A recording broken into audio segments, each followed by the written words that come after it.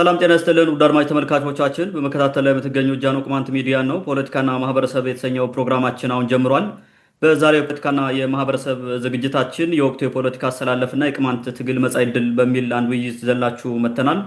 እስከ ውይይታችን ፍጻሜ አብራችሁ እንድትቆዩ የአክብሮት ግብዣችን ነው። እንግዲህ በዛሬው የወቅቱ የፖለቲካ አሰላለፍና የቅማንት ትግል መጻኢ ዕድል በሚለው ውይይታችን ውስጥ የተለያዩ ጥያቄዎችን እናነሳለን። በተለይም ለውጡ ለኢትዮጵያ ያመጣቸው ጥፋቶች ምንድናቸው የሚለውን በስፋት እናነሳለን። ከለውጡ በኋላ የመጡ ቀውሶችን እንዳጠቃላይ የምናነሳ ይሆናል። ከዛም በመቀጠል አሁን ያለው የፖለቲካ አሰላለፍ ምን ይመስላል እንዳጠቃላይ የሚለውን እናነሳለን። ከዚህ አንጻር የቅማንት ትግል ምን መሆን አለበት የሚለውን በመጨረሻ የምናነሳ ይሆናል ማለት ነው። በድጋሚ አብራችሁ እንድትቆዩ የአክብሮት ግብዣችን ነው። እንደተለመደው ዘንድሮ አብሮኛለ ሰፊውን ጊዜ ወስዶ ማብራሪያ የሚሰጥበት ይሆናል ማለት ነው። አብራችሁ እንድትቆዩ የጋበዝን ወደ ቀጥታ ወደ ውይይታችን እንገባለን። ይዘንድር እንግዲህ ዛሬ በስፋት የምናነሳውን ጉዳይ ይሆናል ማለት ነው። እንግዲህ ለውጡ ለኢትዮጵያ ያመጣው የፖለቲካ ቀውስ ምን ይመስላል እንዳጠቃላይ እንደ ሀገር የመጣው በተለይም ከፖለቲካ፣ ከኢኮኖሚ፣ ከዲፕሎማሲ እንዲሁም አጠቃላይ ከማህበራዊ ህይወት አንጻር ምንድን ነው የተፈጠረው የሚለውን እንደ መግቢያ ሰፋ አድርገን ሰውና ወደ ሌሎች ጥያቄዎች እናልፋለን ማለት ነው። መልካም። እንግዲህ ለውጡ ለኢትዮጵያ ያመጣው የፖለቲካ ቀውስ ምንድን ነው የፈጠረው ለውጡ የሚለው ላይ የተወሰነ ነገር ልበል። እንግዲህ የለውጥ ብለን ስንናገር ኢህአዴግ የሚባለው ድርጅት ፈርሶ በሁለት ተረፈ ኢህአዴግ ድርጅቶች መካከል ወደ ቀውስ የገባበት ለውጥ ማለት ነው እና ብልጽግና በሚል ስም የመጣው ለውጥ እሱ ነው ለውጥ ብለን ለምናስበው። ከዛ ጊዜ በኋላ ያለው ለውጥ የተቀየረው ነገር የሚመለከት ነው። ስለዚህ ለውጡ ታስቦበት የመጣ ሳይሆን በህዝባዊ ግርግር ተጠልፎ ወይንም ተጠልሎ ህዝባዊ ግርግርን ለብሶ የመጣ ለውጥ ነው እና የጩልሌዎቹ ለውጥ ነው የነበረው። እዛው ኢህአዴጋውያን የሆኑ ጩልሌዎቹ ህዝቡ ያነሳውን ጥያቄ ኢህአዴጋዊ በሆነው ተቋማቸው ውስጥ መመለስ ስለማይችሉ የግዴታ ኢህአዴግ የሚባለውን ተቋም አፍርሰው ያን የህዝብ ጥያቄ ከመመለስ ይልቅ ሌላ ድርጅት ሆነው መጥተው እነርሱ ራሱ የለውጡ ተጠቃሚ የሆኑበት ህብረተሰቡን ደግሞ ከለውጡ ተጠቃሚነት ገሸሽ አድርገው ለመከራ የዳረጉበት ማለት ነው። ያ ለውጥ ማለት ይሄ ነው። ለውጥ የሚለው ነገር ከቀውስ የፖለቲካ ቀውስ ጋር ያያያዝንበት ምክንያት ለዛ ነው። ምክንያቱም ያተረፍነው ትርፍ የለንም፣ ያመጣልን ፖዘቲቭ የሆነ ነገር የለም። ስለዚህ አዎንታዊ ለውጥ ስላላመጣ ነው ወደ ቁልቁል የሄድንበት ስለሆነ በብዙ ዘርፎች በፖለቲካ፣ በምጣኔ ሀብት፣ በማህበራዊ፣ በቴክኖሎጂ በለው በሌሎችም መንገድ ቁልቁል የወረድንበት ስለሆነ ያው የቀውስ ውስጥ የገባንበት ስለሆነ ቀውስን ብለን ጠርተነዋል። ስለዚህ ታስቦ አይደለም ለውጥ የመጣው። ለውጥ እንዲመጣ አስቦ የነበረው ህዝቡ ነው። ለውጡን ሃይጃክ አድርጎ የወሰደው ደግሞ ለውጥ እንዲያመጣ ሲጠበቅ የነበረው ድርጅት ፈርሶ ማለት ነው። ሲፈርስ ደግሞ የተረፉት እነዚህ ተረፈ እንትን ናቸው፣ ባይ ፕሮዳክት ናቸው። ከዛ ተወርውረው የወደቁ ቅንጭብጫቢዎቹ አንድ ላይ ተሰብስበው ልክ የህዝቡን ጥያቄ እንደሚመልሱ አስመስለው ግን የራሳቸውን የስልጣን ፍላጎት ያረኩበት ማለት ነው። ኢህአዴግ ውስጥ እያሉ ስልጣን አጥተው በህወሓት የበላይነት ተጨቁነናል ብለው ስለሚያስቡ እዛ ሲጠማቸው የነበረውን ስልጣን የበለጠ እንትን ለማድረግ የሄዱበት መንገድ ማለት ነው፣ እውን ለማድረግ እና እነሱ ገዢ የመሆን በተራቸው ማለት ነው ተገልብጠው ገዢ የመሆን ስራ የሰሩበት ነው ለውጡ የምንለው ይሄ ነው። እንግዲህ ሁለተኛው ነገር እዚህ ጋር በተያያዘ ለውጡ ዲሞክራሲያዊ የመንግስት ስርዓትን ከመገንባት ይልቅ አምባገነንነትን ለማስቀጠል የተደረገ ኢህአዴጋዊ የፖለቲካ ቁማር የወለደው ችግር ነበረ እንጂ ለውጥ አይደለም። ኢህአዴጋዊ የፖለቲካ ድንቁርና የወለደው ነው። የኢህአዴግ የፖለቲካ ድንቁርና ምንድን ነው? የዲሞክራሲ ስርዓት ከመገንባት ይልቅ የእርሱን ስልጣን ሰስቴን አድርጎ ለማስቀጠል የሄደበት መንገድ ነው። ይህም ደግሞ የድንቁርና የተፈጠረው መቼ ነው? 1997 ነው። ኦልሞስት ኢህአዴግ የሚባል ድርጅት ተሸነፈ በምርጫ። ጥሩ የምርጫ ነበረ፣ እውነቱን ለመናገር ዲሞክራሲያዊ የሆነ ምርጫ ነው ነበረው። በዛ ምርጫ ተሸነፈ ኢህአዴግ። መሸነፉን ሲያረጋግጥ ስልጣኑን ለአሸናፊው ፓርቲ ሰጥቶ ተራውን ለሌላ ጊዜ መጠበቅ እየተገባው በጉልበት ስልጣኑን አስቀጠለ፣ እምቢ ብሎ ማለት ነው። ያኔ ነው ድንቁርና የተፈጠረው። ስለዚህ ሀገሪቱ የዲሞክራሲ ስርዓትን እንዳይገነባ አድርጎ የአምባገነንነት ስርዓት ገነባ ማለት ነው። ከዛ በኋላ በቃ 90% ነው 100% ምናምን አሸነፍን እያለ እንደፈለገ ሲያደርግ ዘለቀ ማለት ነው። ማጭበርበሩ ምናምን የመጣው እዛ በኋላ ነው። ኢህአዴግ ትልቁን ችግር የፈጠረው 1997 ዓመተ ምህረት ላይ ነው። በዛ ነው ያ ነው ድንቁርና የምንለው እሱ ነው። ኢህአዴግን ያፈረሰው እሱ ነው። ያን ጊዜ ለሌላ ተቃዋሚ ፓርቲ ሰጥቶት ቢሆን ዲሞክራሲ እንትን ይል ነበረ ኢትዮጵያ ውስጥ ያብብ ነበረ። አትሊስት ባህል ይሆን ነበረ። እንደዛ በምርጫ ሰዎችን አስወግደህ በምርጫ የምታመጣበት ስርዓት ትፈጥራለህ ማለት ነው። ጠበንጃ እየተረሳ የሚመጣበት ነበረ። እሱ እንዳይሆን አድርገውታል እዚህ ጋር ማለት ነው። ስለዚህ ዋናው ያ ድንቁርና የፈጠረው ነው እንጂ የዲሞክራሲ ስርዓትን ወይም ዲሞክራሲያዊ መንግስት ለመገንባት ታስቦ የመጣ አይደለም።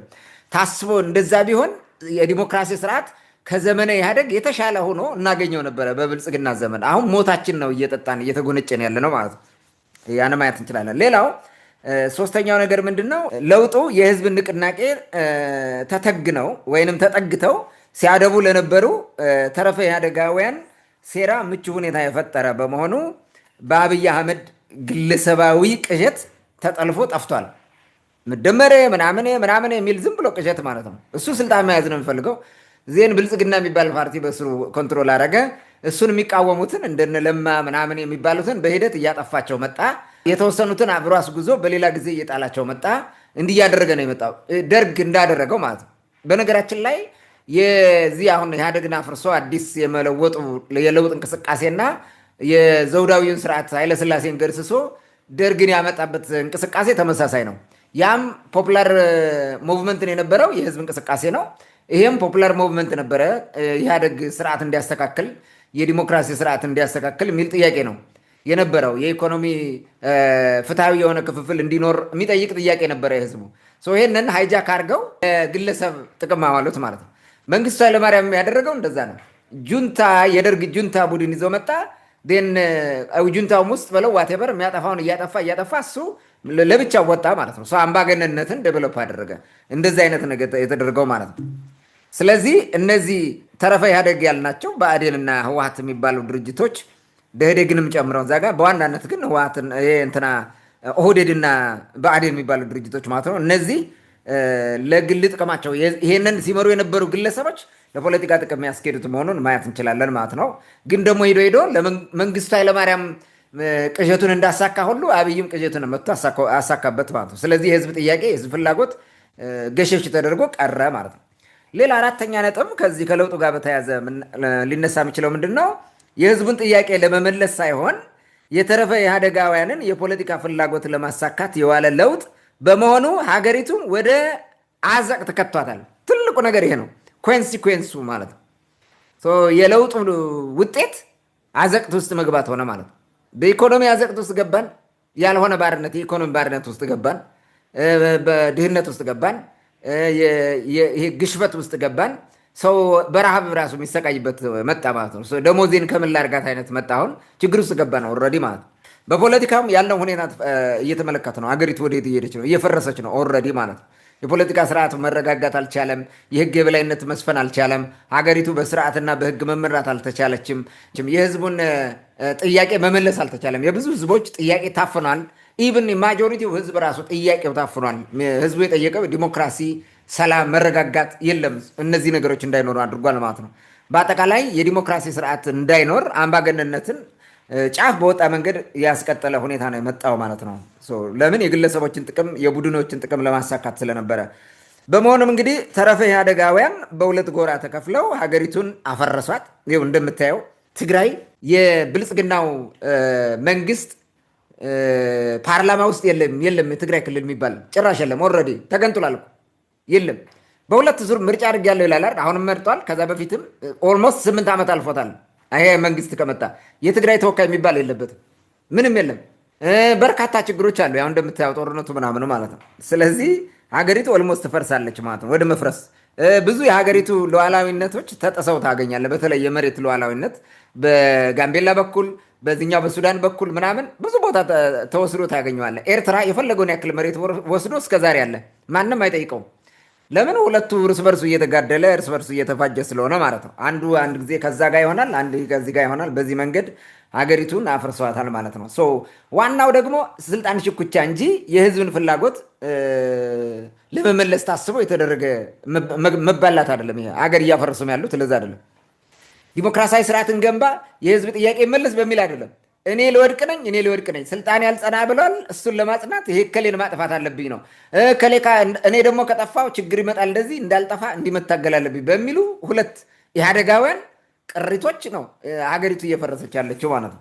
የተራዘመ አውዳሚ የእርስ በርስ ጦርነቶች ውስጥ ገብተናል። የተራዘመ ናቸው፣ በጣም የተራዘሙ። የምታየው በትግራይ ውስጥ የነበረው አሁን ራሱ ጫፍ ላይ ደርሷል።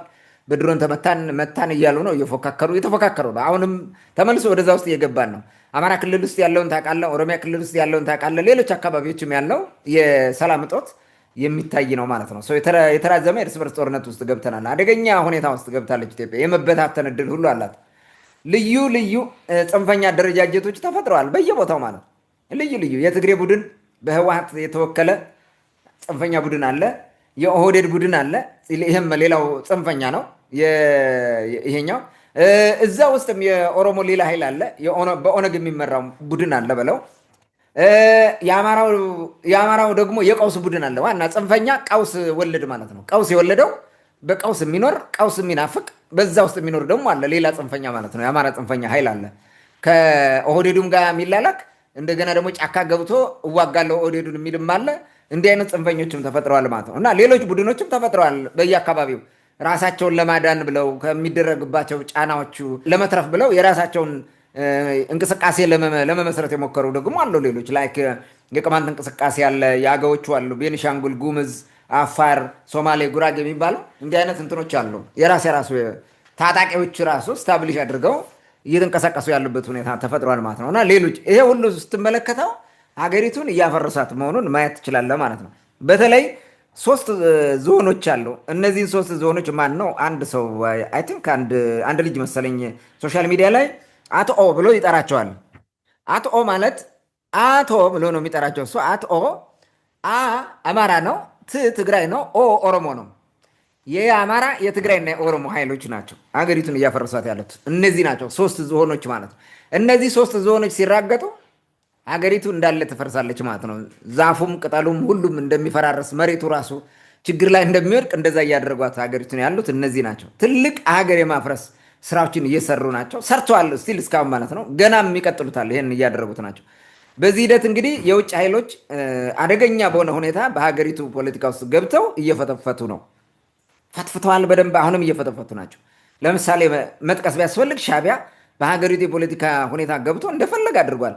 አንዴ ከብልጽግና ጋር ተሰልፎ አሁን ደግሞ በዛ ጽምዶ ነው ጸማዶ ምናምን በሚባል በዛ ውስጥ ገብቷል። ሌሎችን የተባበሩት አረብ ኤምሬት የሚባለውን ሀገር አምጣው ምን እያደረገ እንደሆነ። ሶማሊያ በዛ ወቅት በነበረው ወቅት ሶማሊያ ነበረችበት በፎርማጆ የሚባል እነ ኢሳያስ ፎርማጆ ሌሎችም ባህር ዳር ተሰብስበው በነበሩበት ጊዜ ማለት ነው። እነዚህን የመሳሰሉ ሁኔታዎች ራሱ እንዲፈጠሩ አድርጓል ማለት ነው። ሰው ኢሳያስ ቢንዛይድ እና እነ ፎርማጆ ስራ ሲሰሩ ነበረ። ኢሳያስ እና ቢንዛይድ አሁን አሉ። ፎርማጆ ኦልሞስት በማን ነው የሚባለው አዲሱ ፕሬዚዳንት ምርጫ ተካሂዶ ስለተሻረ እሱ የለም ኦልሬዲ። ከዛ ውጭ ግን እንደዚህ አይነት እንትኖቹ አሉ። ሌላም ከዚህ ውጭ በሆኑ መርህ አልባ የሆኑ ከነዚህ ውጭ የሆኑ መርህ አልባ በሆነ መንገድ የውጭ ግንኙነቶች ተመስርተው ብዙ ችግሮች እየተፈጠሩ ነው። የሀገሪቱን ጥቅም አሳልፎ በሚሰጥ መንገድ ማለት ነው። የሀገሪቱን ህገ መንግስት ድንጋጌ ባልተከተለ መንገድ ዲፕሎማሲያዊ የሆኑ ግንኙነቶችን እየፈጠሩ እንደፈለገ እያደረጉ ነው። ይህንን ማየት እንችላለን ማለት ነው። አማጽያን ቡድኖቹ ቢሆን የትግራይ ኃይል በዛ በኩል የውጭ ኃይል ያስገባል፣ የፈለገውን ያደርጋል። የኦሮሞም ኃይል የምትለውም እንደዚህ አይነት ስራ ይሰራል። የሀገሪቱ ሉዓላዊነት በሙሉ ተደፍሯል ማለት ነው።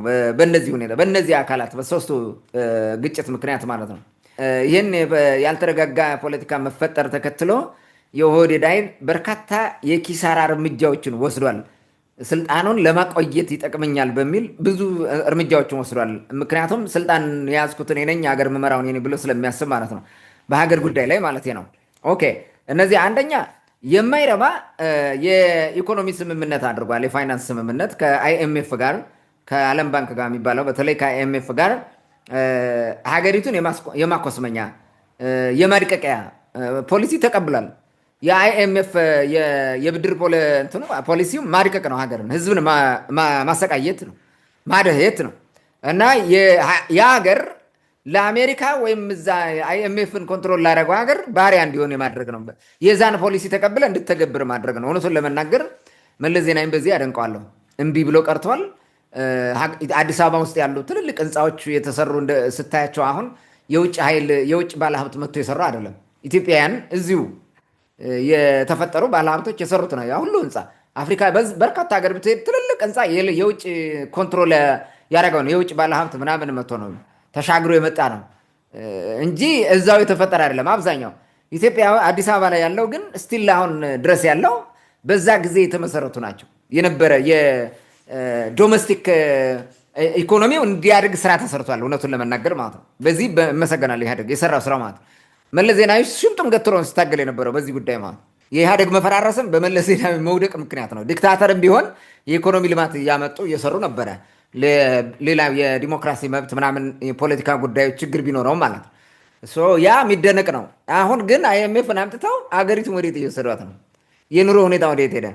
ግሽበት ወዴት ሄደ? ይሄ አጠቃላይ ሀገሪቱን እያደቀቃት ነው። የሀገሪቱን የፋይናንስ ስርዓት፣ የፖለቲካ ስርዓት፣ ሌሎችንም ኮንትሮል ማድረጊያ ስለሆነ ችግሮች ተፈጥረዋል ማለት ነው። አይኤምኤፍ መቀበሉ ተገቢ አልነበረም በጭራሽ ማለት ነው። በጭራሽ ተገቢ አይደለም። ለምንድን ነው? አንደኛ ብልጽግናው ወደ ስልጣን እንደመጣ የኢኮኖሚውን ቀስቅሶ በነበረው ፔስ እንዲቀጥል ሊሚቴሽኖቹን አስወግዶ የነበሩ ሙስናዎች ምናምን አጥፍተህ በዛው እንዲቀጥል ግንባታው ምናምን እንዲቀጥል ከማድረግ ይልቅ ቁጭ ብሎ ስልጣኑን ለማደላደል በሚል ወያኔን አጠፋለሁ በሚል ሲደሰኩር ሰነበተ። ከዛ በኋላ ልብ በል 2010 መጋቢት በኋላ 2011 ሙሉ 2012 ሙሉ ነበረ። 2013 ተጨፍነው ወደ ጦርነት ገቡ። በዚህ ሰዓት የኢኮኖሚ ማሻሻያዎችንና የሚሰሩ ስራዎችን ከመስራት ይልቅ ወደ ጦርነት ዞረ ሁሉ ነገር። ከዛ የሀገሪቱን ካዝና ባዶ አደረገው። ብር የለም። ስልጣን እንዴት አድርጎ ይቀጥል? የግዴታ የሀገሪቱን ሉዓላዊነት አሳልፈ ሰጥተህ ብር ከአይኤምኤፍ አመጣ ማለት ነው። ስንት 3.4 ነው 3.5 ቢሊዮን 4 እንደዛ አመጣ $1 ማለት ነው። አሁን እዚህ ጋር ቅኝ ግዛት ገባ ማለት ነው። እጅ አዙር ቅኝ ግዛት የሚባለው አንደኛው አይኤምኤፍ ነው። ካልቸራል በሆነ መንገድ፣ ኢኮኖሚክ በሆነ መንገድ፣ በፋይናንሻል በሆኑ በተለያየ መንገዶች ኮንትሮል ያደርጋል። ይህን አውቀህ በግሎባላይዜሽን ውስጥ እንዴት ነው የሚጫወተው ብለህ ካላሰብክ ገብተህ ትወድቃለህ። ልክ እንደዚህ እንትን ትላለህ። አይኤምኤፍ የገባባቸው ሀገሮች ብዙዎቹ ድሃ ናቸው። እስከዛሬ እንትናቸውን ችግራቸውን ተቋቁመው ፈትተው ብድራቸውን መክፈል አይችሉም። ችግር ውስጥ ነው የሚገቡት ማለት ነው። የሆነው ነገር ይሄ ነው። በጣም አስቸጋሪ ሁኔታ። ሌላው ሀገሪቱ ያለ መርህና ያለ አይዲዮሎጂ ያንገታግታታል። ያው ብልጽግና እንደምታየው ማለት ነው። እንደፈለገ ነው የሚመራት። እንደፈለገ መርህ የለም፣ አይዲዮሎጂ የለም። እዚህ በፊት ስላልነው እሱ መድገም አልፈልግም። በሌጣዋ ይነዳታል ማለት ነው። ምንም ዝም ብለህ ያልተጫነችን አህያ ገበያ አድርሰህ መመለስ እንደማለት ነው። የሆነ ዕቃ ጭነህ ሄድክ አስመስለህ ማለት ነው። በጣም አስቸጋሪ ነው። ሌላው የህግ የበላይነት ማስከበር እና ስልጣኑን ማለት የህግ የበላይነት ማስከበር ለኦህዴዱ ኃይል የስልጣኑ አደጋ እንደሆነ አድርጎ ወሰደው። ምክንያቱም ወደ ምን መጣ? ወደ ብጥብጥ ፓርቲ መጣ ማለት ነው። በብጥብጥ የሚኖር ፓርቲ ሆነ ማለት ነው። ብጥብጥን የራሱ መገለጫ ያደረገው ማለት ነው። ወይም እስትንፋሱ ሆነ ማለት ነው። ወደዛ ወሰደው እና ህግ የበላይነት ህገ መንግስቱ ማክበር፣ የህግ የበላይነት መጠበቅ፣ የህዝቦችን ጥያቄ በህጉ መሰረት ወይም በህገ መንግስቱ መሰረት መመለስ ለእኔ አደጋ ነው። ምክንያቱም ይረጋጋል ሀገሩ። ከተረጋጋ ደግሞ ቻለንጅ ይደረጋለሁ፣ እጠይቃለሁ። ያን የመመልስበት አቅም የለኝም። ስለዚህ ሌት ኢትዮጵያ ስቴይ ዊዝን አፕሂቫልስ ብሎ እዛ በብጥብጥ ውስጥ ያስቀምጠን ማለት ነው። ካዮቲክ በሆነ ነገር ነው የሚያኖርን። ይህን ማየት እንችላለን። ሌላ ደግሞ ምንድን ነው? የህዝቦች ጥያቄ ሙሉ በሙሉ እንዳይመለስ አድርጎ አፍኖ ያዘው። አፈነ ማለት በራሱ እንደፈለገ አድርጎ ከፋፈለው። ደቡብ ኢትዮጵያ የሚባለውን የነበረው ደቡብ ኢትዮጵያ ብሔር ብሔረሰቦች ህዝቦች የሚባለውን ክልል እንዴት አድርጎ እንደበታተነው ያለምንም ህገ መንግስት እንትን ማለት ነው ድንጋጌ ዝም ብሎ እንደፈለገ አድርጎ ሄደበት። ሌሎችን ህዝቦች ደግሞ ጥያቄ አፈነ። የደንጣ ታፍኗል፣ የቅማንት ታፍኗል። የበርካታ ህዝቦች ጥያቄ እንደታፈነ ነው ብዙ ህዝቦች ማለት ነው። ያንን አድርጎት ነው ሄደው። በዘመነ ኢህአዴግ የነበረውን ችግር ይፈታል ተብሎ ሲጠበቅ የባሰ ገሃነም ሆኖ ቁጭ አለ ማለት ነው ለህዝቦች። ይህም ሌላው ሀገሪቱን እንዳትረጋጋ ያደረገ ነገር ነው። ከለውጥ ወቅት ሰላማዊነት ወደ ነውጥ መንግስት መጣ ማለት። መጀመሪያ አይተው ከሆነ ብልጽግና ሲመጣ በአብይ አህመድ ስብከት አማካኝነት በቃ ጻድቅ መንግስት መጣልን፣ የፀሐይ መንግስት መጣልን። በቃ ምንድን ነው ይሄ? ሳምባችን፣ ኩላሊታችን፣ ልባችን፣ ነብያችን ነበረ አሻግሬ ምናምን እንደዚህ ነው የነበሩት እንትኖች ስያሜዎች። ከዛ ማግስት በኋላ ጠፋና ተቀይሮ ሙሉ በሙሉ የነውጥ መንግስት ሆነ። ዛሬ አብይ እንዲሞት ነው የሚጸልየው።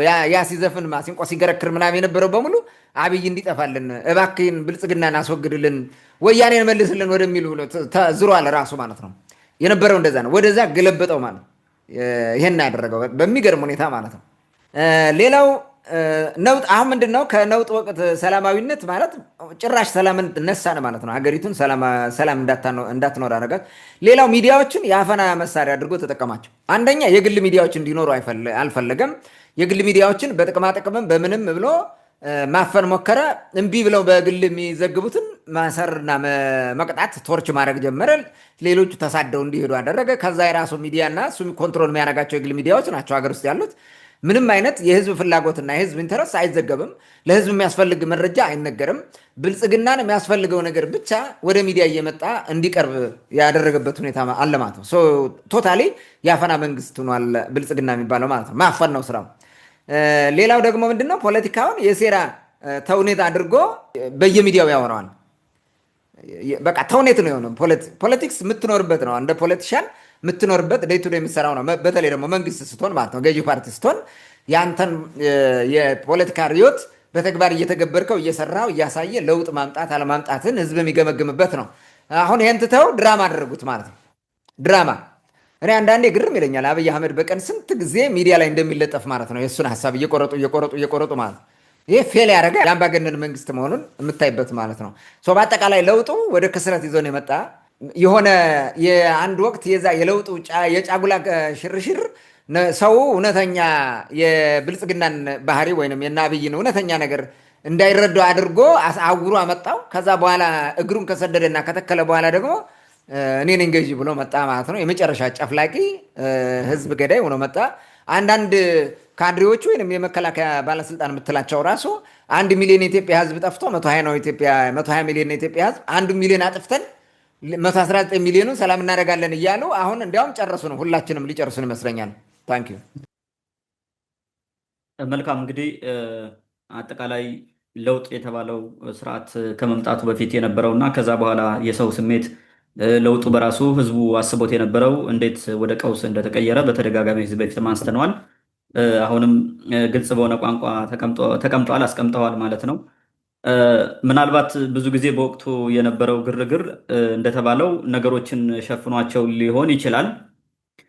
ግን ደግሞ ህዝቡም የተቀበለበትን መንገድና በኋላ የተቀየረበት መንገድም በጣም አደገኛ ነበረ። በእርግጥ ቅድም ያልካቸው ሰዎች አንደኛ ይሄ ለውጥ የተባለው ስርዓት ህዝቡ ውስጥ እንዲሰርጽ ደብተራውም፣ አዝማሪውም፣ ሼኩም፣ ፓስተሩም ሁሉ በደንብ ነበር የሰራበት። በእርግጥ እነሱ ይህን የህዝብ ድምፅ ጠልፈው ወደ ሌላ አቅጣጫ ለመውሰድ ተዘጋጅተውበት እንደነበረ የሚያሳዩ ነገሮች ነበሩ በጊዜው። ይህን ነገር በወቅቱ ተረድተው ሀሳብ የሰጡ ትክክል እንዳልሆነ ይህ ነገር በሂደት ችግር ሊያመጣ እንደሚችል የተናገሩ ሰዎች ተነቅፈዋል፣ ተሳደዋል። በወቅቱ በመንግስት ሳይሆን ህዝቡ ራሱ የኮነናቸው ያዋረዳቸው ኋላቀሮች ተብሎ የሚጠሩ ሰዎች ነበሩ በጊዜው። ኋላቀር፣ ቁሞቀር ምናምን እየተባለ ሲሰጥ የነበረው ስም ማለት ነው። ያው በኋላ ግን የመጣው አሁን ራሱ የመንግስት አካል የሆነ መኖር እያቃተው የመጣ ሁኔታ ተፈጥሯል። አሁን የመንግስት ሰራተኛ ደሞዝ የትም እንደማያደርሰው ወር እስከ ወር እንደማያቆየው በየቤቱ ለቅሶ እንደሆነ ይሰማል። አሁን ወጥቶ መናገር እንደማይቻል ቅድም ያልከው ነው። የሚዲያ አጠቃቀሙ የህዝብን ድምፅ ማንም አይሰማም። ማንም የህዝብን ድምፅ ሚዲያ ላይ የሚያወጣ ተቋምም የለም።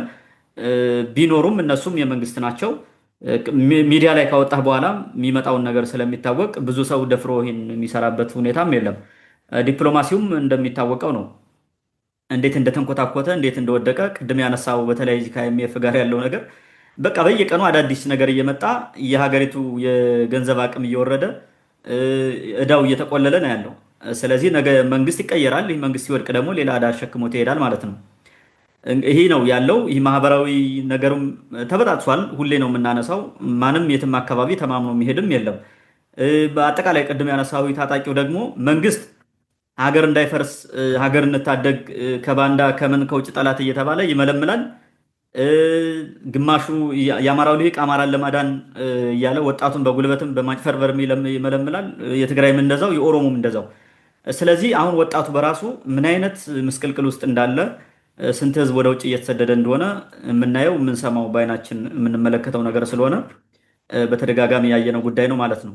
እንግዲህ አጠቃላይ ለውጡ ለኢትዮጵያ ያመጣው የፖለቲካ ቀውስ ምን ይመስላል የሚለውን በስፋት አንስተናል። በመቀጠል ደግሞ ይህን የፖለቲካ ቀውስ ተከትሎ የተለያዩ አሰላለፎች አሉ፣ የፖለቲካ አሰላለፎች አሉ።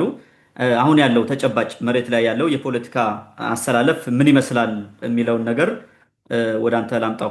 ምናልባት ከዚህ በፊት ያሰላለፍ ለውጥ የቀየሩ ምናምንም ነበሩ፣ እሱንም አንስተነዋል። እንደ አጠቃላይ ግን አሁን ያለው የፖለቲካ አሰላለፍ ምን ይመስላል የሚለው ለተመልካቾቻችን ግልጽ ብታደርገው። መልካም እንግዲህ አሁን ያለው የፖለቲካ አሰላለፍ ምን ይመስላል? አሁን እንትኖቹን እንያቸው፣ ያለው ሁኔታ እንመልከት። እዚህ ጋር እንግዲህ ኢትዮጵያ ውስጥ ያ የለውጡ ሰሞን ግርግር ይዞት የመጣው ነገር በኋላ ብዙ ቀውሶችን እየወለደ ቀውሶቹ ደግሞ የፖለቲካ ጎራዎች እየለየ መጥቷል። ቀውሱ የመጣው ራሱ የፖለቲካ ጎራ በመፈጠሩ ነው። መጀመሪያ አሮጌው ኢህአዴግ ለሁለት ተከፈለ። የወያኔ የሚመራውና ኦህዴድ የሚመራው ቡድን ተፈጠረ። ወይም ደግሞ ህወሓትና ብልጽግና ማለት ነው። ይሄ ተፈጠረ። የብልጽግናው ኃይል ደግሞ የራሱ የሆነ ቡድን ነበረው፣ ኦሮማራ የሚባል ያልተባረከ ጋብቻ ነበረ። እነዚህ ማይዘልቁ ነበሩ ስትመለከታቸው ማለት ነው። እነ ገዱ እነ አብይ ምናምን የነበሩበት፣ በዛኛው በኩል እነ ለማ ምናምን የነበሩበት ነው። መጨረሻ ደግሞ ይሄኛው እንደ አሜባ እየተከፋፈለ መጣ። ስለዚህ አሁን የአማራ ኃይል የሚባል ወጣ ማለት ነው ለብቻ። የብልጽግና ኃይል የሚባል የነበረው ወደ አማራ ኃይል ለብቻ ወጣ ማለት ነው። ስለዚህ አሁን ሶስት አካል መጣ ማለት ነው። ዋና ዋና ቅድምም አንስቻቸዋለሁ እና አቶ ያልኳቸው ማለት ነው። የትግሬ ኃይል አለ፣ የኦሮሞ ኃይል አለ፣ የአማራ ኃይል አለ ስንል እነዚህ የፖለቲካ ኃይሉ ማለት ነው። የፖለቲካ ኃይል ማለት ነው። እነዚህ ናቸው የተፈጠሩት። ሌሎች ኃይሎችም አሉ ቅድም እንዳነሳሁት ማለት ነው። በዋናነት ሀገሪቱን እያፈረሷትም እያመሷትም ያሉት እነዚህ ሶስቱ ናቸው። እነዚህን ሞር ዘርዘር አድርጎ ለማየት እንመልከት። እንግዲህ የኦሮሞ ኃይል ስንል በሁለት ይከፈላል። የኦሮሞ ኃይል አንደኛው ኦህዴድ መራሹ የኦሮሞ ንጉሳዊ ስርዓት መስራች ቡድን ነው። ይሄኛው የኦሮሞ ንጉሳዊ ስርዓትን ለመመስረት ነው የሚታገለው። ኦሮሞ ራሱ እንደ ህዝብ ይሄን ፈልጎት ሳይሆን ልሂቁን ነው። አሁን እዚህ ጋር እያወራን ያለው ስለ ልሂቁ ነው። የኦሮሞን ህዝብም የትግሬን ህዝብ የአማራም ህዝብ አይመለከትም። እዚህ ጋር የምናወራው በዋናነት ልሂቃኑ የፖለቲካ ልሂቁ የሚፈልገውን ማለት ነው። መሪ ነኝ ብሎ የተቀመጠው ኃይል የሚያደርገውን ነው። የኦሮሞ ስርወ መንግስት መመስረት አለብን ብለው ይታገላሉ። የኦሮሞ ስርወ መንግስት ልክ የሰለሞን ስርወ መንግስት እንደነበረው አሁን ኢትዮጵያ መመራት ያለባት በኦሮሞ ስርወ መንግስት ነው ብለው ነው የሚያምኑት። ይሄኛው ሁሉንም ኢትዮጵያን አንድ አድርጌ በኦሮሞ አገዛዝ ስር አድርጌ እመራዋለሁ። ምናልባትም የኦሮሞ ቋንቋ የብሔራዊ ቋንቋ መሆን አለበት። ሌሎችም የኦሮሞ ካልቸር ልክ አማራው ሲያደርግ እንደነበረው እንደዛ እናደርጋለን አይነት ብለው ነው የሚንቀሳቀሱት።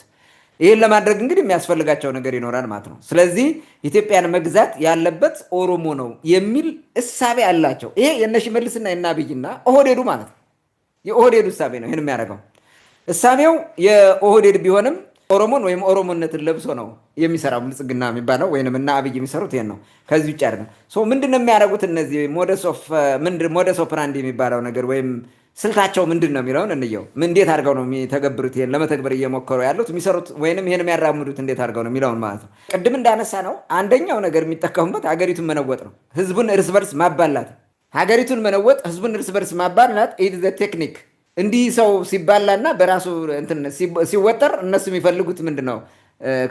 የህዝቡም የማንም ትኩረት እነሱ ላይ እንዳይሆን ነው። ስለዚህ የሚፈልጉትን ያራምዳሉ ማለት ነው። ሌባ ገበያ ላይ መጥቶ ምንድን ነው የሚያደርገው? ገበያ ላይ ሌባ ለመስረቅ ሲፈልግ መጀመሪያ የሚያደርገው እርስ በርሱ ነው የሚደባደበው። ይመዳደብና ሁለት የሚደባደብ ይፈጥራል። የውሸት ድብድብ ቅውጥ ያደርጉታል። እንዳለ ይፈርሳል። ወይ ጥይት ይተኩሳል መሀል ላይ። ከዛ በኋላ እንደፈለገ ይሰርቃል። የፈለገው ይሰርቃል። በተመሳሳይ የኦህዴዱ ኃይል የሚያደርገው ይሄን ነው።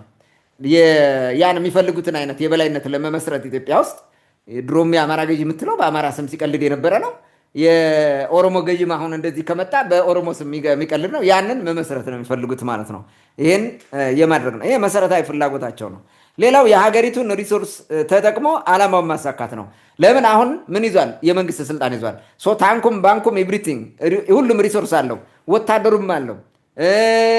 ህዝብን እንደፈለገ እየመለመለ እያሰለጠነ ምናምን እንትን ያደርጋል። የማሰልጠኛ ማዕከላት አሉት ማለት ነው። የፈለገውን ያደርጋል። ማይቋረጥ የወታደር እንትን አቅርቦት አለው። ከውጭ አካላት ጋር ይገናኛል። የውጭ ሪሶርስ አለው።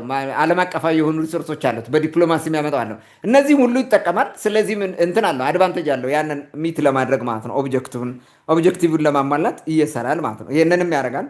ሌላው የውጭ ኃይሎችን ድጋፍ መጠቀም ነው። የዱባይን በለው የምንም በለው ሜይ ቢ ሳምታይምስ እስራኤል ሊሆን ይችላል፣ አሜሪካ ሊሆን ይችላል፣ ፈረንሳይ ሊሆን ይችላል። ሁሶ ኤቨር ያገኙትን ሁሉ ይጠቀማሉ። የዱባይም እንዳለ ሆኖ ሌላውንም ማለት ነው። ይህንም ይጠቀማሉ። ተላላኪዎችን በመመልመል ማሰለፍ ነው። ተላላኪ ትመለምልና ታሰልፋለህ ማለት ነው። የትግሬ ተላላኪ ትፈጥራለህ፣ የአማራ ተላላኪ ታመጣለህ። የአማራ ስል እንግዲህ ፖለቲካ ኃይሉ ማለት ነው። የአገው ተላላኪ ታመጣለህ፣ ከተቻለም የቅማንት ተላላኪ ትፈጥራለህ፣ ሌሎችም ተላላኪዎች ታመጣለህ። እነዚህ ተላላኪዎች ምን ማድረግ ላይ ነው የሚሰሩት? በዋናነት መበተን፣ ህዝብን መበተን ማለት ነው። አንድ እንዳይሆን፣ ወደ አንድነት እንዳይመጡ፣ እንዲበታተኑ፣ እንዲጣሉ፣ እርስ በርስ እንዲናከሱ ያደርጋል ማለት ነው። የኦህዴድ ዋና መሰረታዊ እንትኑ ምንድን ነው? ቻሌንጅ ያደርጉኛል። በስልጣን ዘመን ወይም ይሄ በንግስና ስርዓት በቀደመው ስርዓት የንግስናን ስርዓት ጠብቀው ኑረዋል የሚላቸውን ህዝቦች ማባላት፣ እርስ በርስ ማጣላት ማለት ነው። እርስ በርስ እንዲጣሉ የሆነ የማጣያ ቦታ ትፈጥርላቸዋለህ፣ ታናክሳቸዋለህ፣ እንዳይገናኙ ታደርጋቸዋለህ ማለት ነው። ለምሳሌ በአማራና በቅማንት መካከል ያለውን እንዲጋደል እንዲናከስ አብረህ እያገዝክ ታደርጋለህ። በአማራና በትግሬ መካከል ያለው እንደዛ ሆኖ እንዲቀጥል ትፈልጋለህ። ወልቃይትን ምክንያት አድርገህ እንደዛ አይነት ነገር እንዲመጣ ማድረግ የመሳሰሉ ነገሮች ይቀጥላል ማለት ነው። እነዚህ በሙሉ የሚጠቀሙባቸው አሰራሮቻቸው ወይም የሚጠቀሙባቸው ስልቶች ናቸው። ሌሎችን ተላላኪዎችንም ይጨምራሉ ማለት ነው። ሌላው ሁለተኛው በኦሮሞ ኃይል ውስጥ ሁለተኛው ኃይል ማን ነው? የኦነግ መራሽ የሆነ የኦሮሞ ነፃ ሀገር መስራች ኃይል ነው። ይሄኛው ዓላማውን ነው እየተናገርኩ ያለሁት። ኦሮሚያ ራሷን ችላ ነፃ ሀገር መሆን አለባት። ታላቅ የሆነች ኦሮሚያ፣ ግሬት ኦሮሚያ ስታብሊሽ መደረግ አለባት ነው። ከሌላው ነፃ የሆነች ታላቅ ሀገር ነው። ይሄ አሁን ሌላውን ዝባዝንኬ እጄ ምናምን እንዲህ አደርጋለሁ የሚል አይደለም። በቃ ታላቋን ኦሮሚያ መመስረት የሚል ፍላጎት አላቸው። ነፃ የሆነች ኦሮሚያ ማለት ነው መመስረት የሚፈልገው። የኦህዴዱን የኦሮማዊነት ወይም ኦሮማዊት ኢትዮጵያን መመስረትን አይጠላም፣ ግን አይሳካም ብሎ ስለሚያምን አይፈልገውም። እሱ ከተሳካ ግን አብሮ እሱ ጋር እንደሚደረብ ምንም ጥርጥር የለውም። ግን ይሳካል ብሎ አያስብም። አይሳካም ብሎ ስለሚያስባል ስልቱ የነፃነት ትግል ነው፣ መዋጋት ነው። ጨክነህ ተደራጅተህ መዋጋትና ኦሮሚያን ማምጣት መመስረት ነው። ከበፊትም ሲከተሉት የነበሩት እሱና አሁንም ያን ነው የሚያደርገው። ሁለት ኃይል አለ ማለት ነው። ሁለቱን ኃይል ስትመለከታቸው የኦህዴዱ ኃይል ዘላቂ ጦርነትን በሀገሪቱ ላይ ያመጣል። ምክንያቱም የሚጨፈልቀው የለም። ሁልጊዜ ጦርነት ይቀጥላል፣ እንዲህ እንዳለ ይቀጥላል ማለት ነው። ምናልባትም ዘመነ መሳፍንት 84 ዓመት ከነበረ የ100 ዓመት ሁሉ ሊያደርሰው ይችላል። እንደዛ እያደረገ እያባላል ሊቀጥል ይችላል በዛ መንገድ ማለት ነው። ሌላው ይህ አሁን በኦነጉ በኩል ያለው ሀገር ይከፋፍላል፣ ሀገርን ይበትናል። ኦሮሚያ የሚባል ሀገር ስታወጣ ኢትዮጵያ ውስጥ እዛ ማዕከላዊ ኢትዮጵያ በዋና ስታወጣ ብዙ ሀገር ነው የምትበታትነው። ይህን ኢትዮጵያ ምንድን ነው ሊሆን የሚችለው? ምን ሊሆን ወዴት ይሄዳል? መበታተን ነው፣ ሀገር በታኝ ነው ማለት ነው። ሁለቱ ሰላማዊ መፍትሄን አይፈልጉም። ይሄኛውም ሰላማዊ መፍትሄ አይፈልግም፣ በሰላም ዝም ብለህ እጅ እንድትሰጥ ይፈልጋል። ከዛ ውጭ ግን በጊቭን ቴክ የሚባል ወይንም ይሄ ዊን ዊን በሚባል ፖሊሲ እንትን ሊያደርግ አይችልም፣ ሊሰራ አይችልም። ይህንን ማየት እንችላለን ማለት ነው። መሰረታዊ በሆነ መንገድ ይህን መረዳት እንችላለን። ያኛው ኃይልም በሰላም እመልሳለሁ ብሎ አያስብም። ኦሮሚያ የምትባል ነፃ ሀገር በሰላም አመጣለሁ አይደለም። የኦሮሞ ታጋዮች ታግለው መስዋዕትነት ከፍለው ያመጣሉ ምናምን የሚል ነው የሚሰሩት። እሱን ነው አንዳንዴ ሶሻላይዝ የሚያደርጉት ነገር ራሱ እንትን ይገርመኛል። አንዳንዴ የሆነ ባህላዊ የሆነ ነገር ወታደሮቹ ላይ የሆነ ነገር ሲያደርጉ ባህሉን የማያከብር ምናምን እያሉ የሚያደርጉት እንትኑ ይሄ ሶሻላይዜሽን ፕሮሰሱ ራሱ ይገርመኛል። እንደዚህ አይነት ነገሮች አሉ ማለት ነው። ኦኬ፣ ይሄ የኦሮሞ ኃይል ነው። ሌላው የትግሬው ኃይል ነው።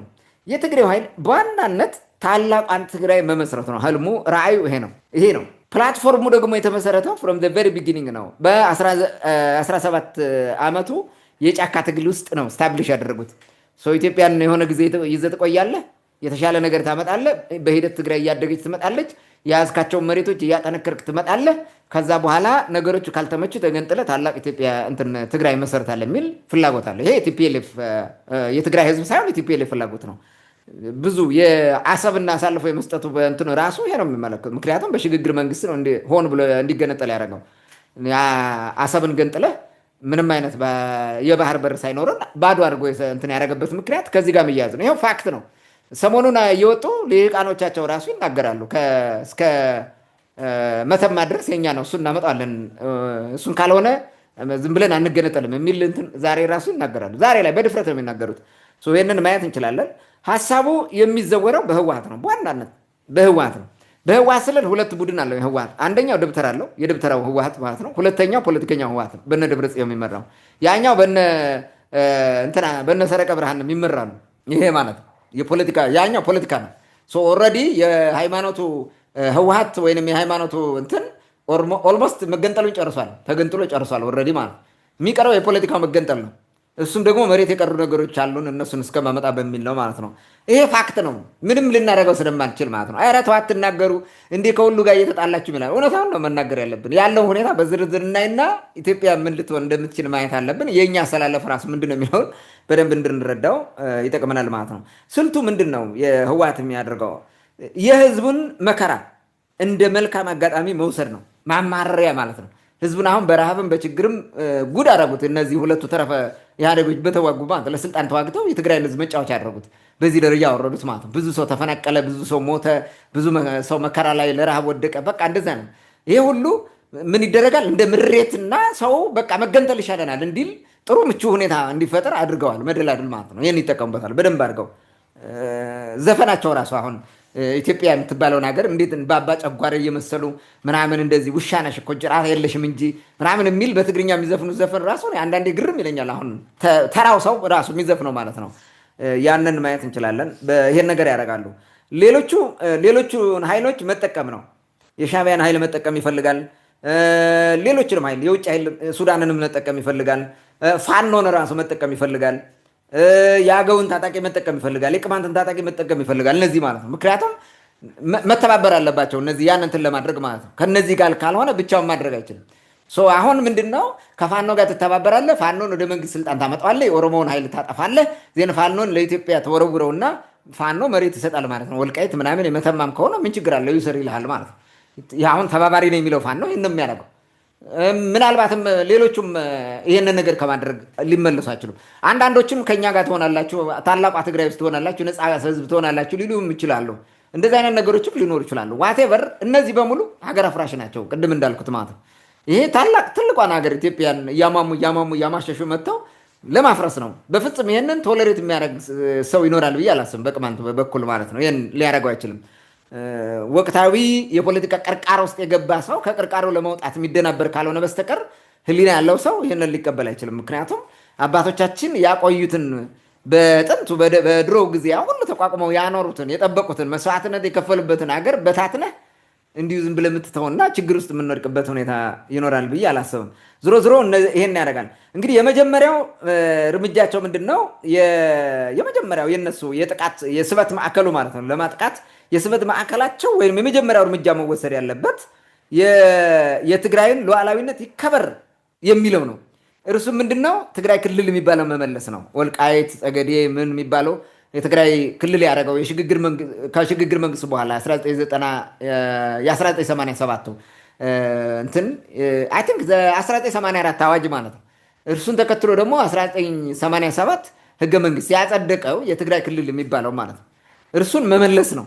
እሱን ከመለስክ በኋላ ኃይልን ታደራጃለህ፣ ኮንክሪት ትሰራለህ። በቃ አለቀ። እኛ ተገንጥለናል ትላለህ። ምንም ማድረጋት በቃ ይቀጥላል ማለት ነው። የመጀመሪያው ይሄንን የማድረግ ነው። ቀጥሎ ደግሞ እንግዲህ የተገንጣይነትን እወጃ ማወጅ ነው። ምንም ልታመጣ አትችልም ማለት ነው። ያ ይሆናል፣ ሀገሪቱን ያፈርሷታል። ይሄ ምንም ዝም ብለህ ስትመለከተው እውነት ነው።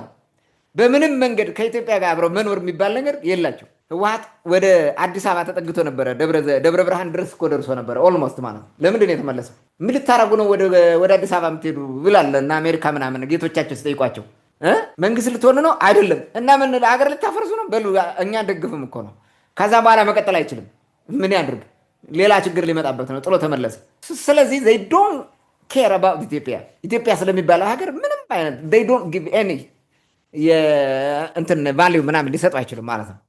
ይህንን ማየት አለብን። ይሄ እውነት ነው፣ በፍጹም እውነት ነው። ምናልባትም የቲፒኤልኤፍ ደጋፊ አጨብጫቢ የሆናቸው ሰዎች ቅር ሌላቸው ይችላሉ። ምንም ማድረግ አይችልም፣ መብታቸው ነው።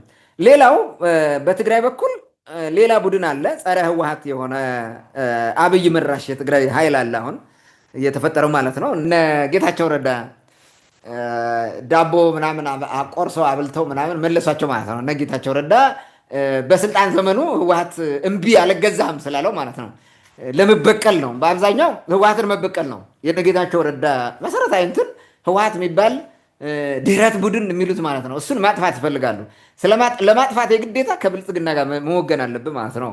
እና ጸረ ህወሓት የሆነው የአብይ መራሹ የትግራይ ኃይል አለ ማለት ነው። ይሄ መጀመሪያ ጀምሮ የነበረ ነው። በኋላ ደግሞ እንግዲህ እንትና አሁን አጠናክረውታል። ስምረት ፓርቲ ምናምን የሚል መስርተው እንትን እያደረጉ ነው። ትግራይን ለአብይ አስገዝቶ እነሱ ደግሞ የትግራይ ክልል ባለስልጣን ሆነው መቀጠል ነው የሚፈልጉት። በዚህ ቲፒኤልኤፍ ገሸሽ ትጠፋለች ማለት ነው። ስለዚህ አሁን ተበቀሉት ማለት ነው። መሰረታዊ ነገሩ ይሄ ነው።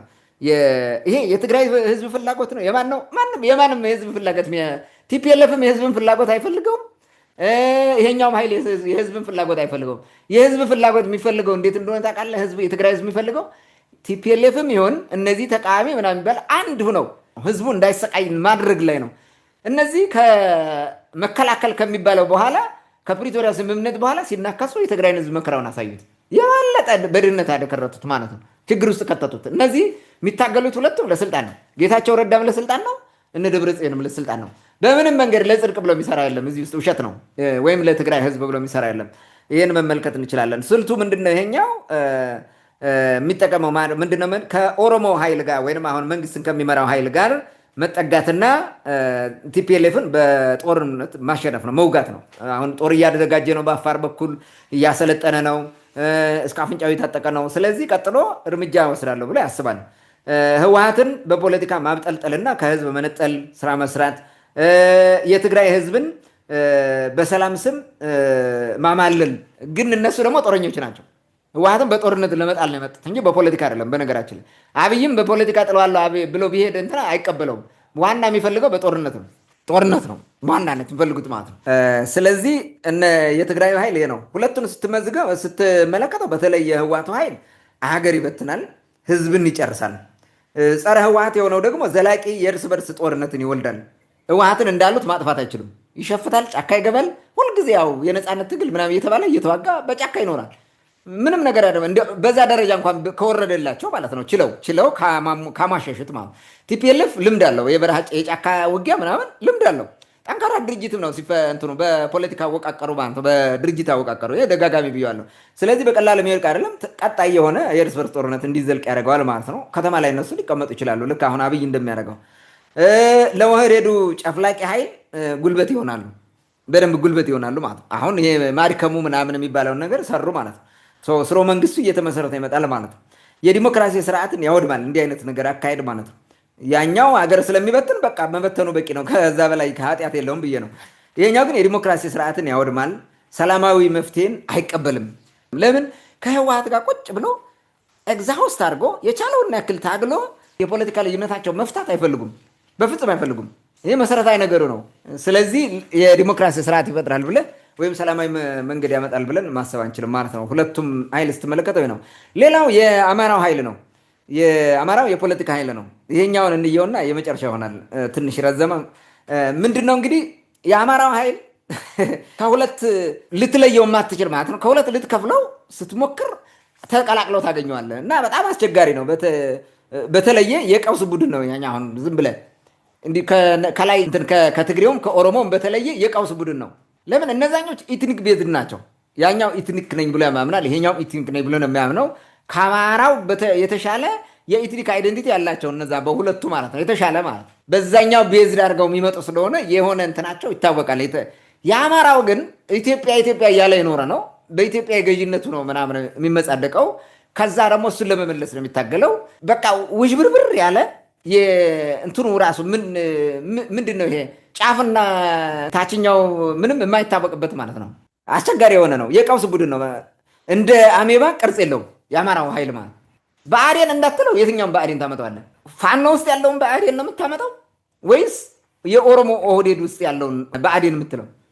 ፋኖ እንዳትለው እዚህ ውስጥ ጫካ ገብቼ የተዋጋው ነው የሚለውን ነው ወይስ በየጊዜው መንግስት እየገባ ከመንግስት ጎን የገባውን በመንግስት በኩል ነው ያለውን ፋኖ ነው? የትኛውን እናምጣው? የፋርጣው ቡድን የሚመራውን ነው ወይስ የነዘመነ ካሴ የሚመራውን ነው? የሸዋው የሚመራውን ነው ወይስ የወሎ የሚመራውን ነው? የጎንደሩን የትኛውን እናምጣው? በቃ የተምታታ ይሄ ነው ብለን ቅርጽ እንኳን ልሰጠው ራሱ የሚያስቸግር ሁኔታ ያለበት ነው የአማራው ኃይል የምትለው ማለት ነው። ለጊዜው በሁለት ከፍለን ልንመለከተው እንችላለን። በሁለት እንክፈለው ዝም ብለን ማለት ነው። ነገር ግን መልሰው እንትን ይላሉ፣ ይቀላቀላሉ፣ ይደበላለቃሉ፣ ይበተናሉ። እንደገና ተደራጁ ስትላቸው ይመጣሉ። ብአዴንና ፋኖ አንዱ ነው ይሰራል ስትለው እንደገና ሲዋጋ ሲጋደል ታገኘዋለህ።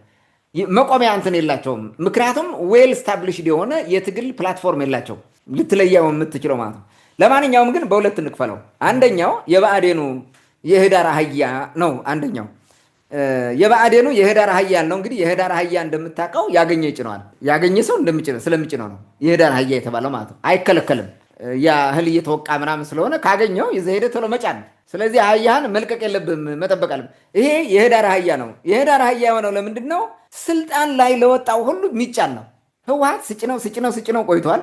ከዛ ደግሞ ተመልሶ 27 ዓመት ተላላኪ ነበርን ገረድ ነበርን ሲል ቆየና መልሶ ደግሞ ለኦህዴዱ ኃይል ደግሞ ተላላኪ ነው፣ ይጫናል። አሁን ብአዴን ለብቻ የብልጽግና ነኝ የሚለውን ከወሰድከው ማለት ነው። ስለዚህ የህዳር አህያ ነው፣ ሌላ እንትን የለውም። በራሱ አቋም አይንቀሳቀስም። በቃ ሰው ሲልቀው ወደ ሆዱ ነው የሚሄደው። አህያውን ስትለቀው ወደ ሄድ ነው የሚሄደው፣ ወደ ግጦሽ ነው የሚሄደው። በአመዱ ምናምን ታገኘዋለህ። መብላት አለብኝ ብሎ ማመፅ አይችልም። ምክንያቱም ጫኞቹ ናቸው የሚያዙት፣ መጥተው ይጭኑታል ማለት ይሄ ነው የሚሰራው ማለት ነው። የሆነ ርዕዮተ ዓለም የለውም። በርዕዮተ ዓለም ልትለየው አትችልም። የአማራውን ይሄ አሁን ብአዴን የምትለው ምንድን ነው ርዕዮተ ዓለም? ወዴት ሊሄድ ነው የሚፈልገው?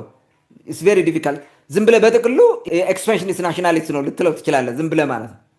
እንደገና ደግሞ አማራ ነው እንዳትለው በአማራነቱ ነው ምናምን ስትለው ስንትቶ በጎጃሜ በምናምን ተከፋፍሎ ነው የሚናጠሰው። አይስማማም እኮ መስሪያ ቤቶቹ ራሱ ተከፋፍለው በየአካባቢ በክፍለ ሀገር ተከፋፍለው ነው እንትን የሚለው የሚዳክሩት እርስ በርሳቸው ማለት አይግባቡም። አደገኛ ነው። እንትን ለመወሰን አትችልም፣ ትቸገራለህ ማለት ነው። ወቅቱን ጠብቀው በሚፈጠሩ ግርግሮች ለማትረፍ ይጥራል። ወቅቱን ጠብቆ ነው።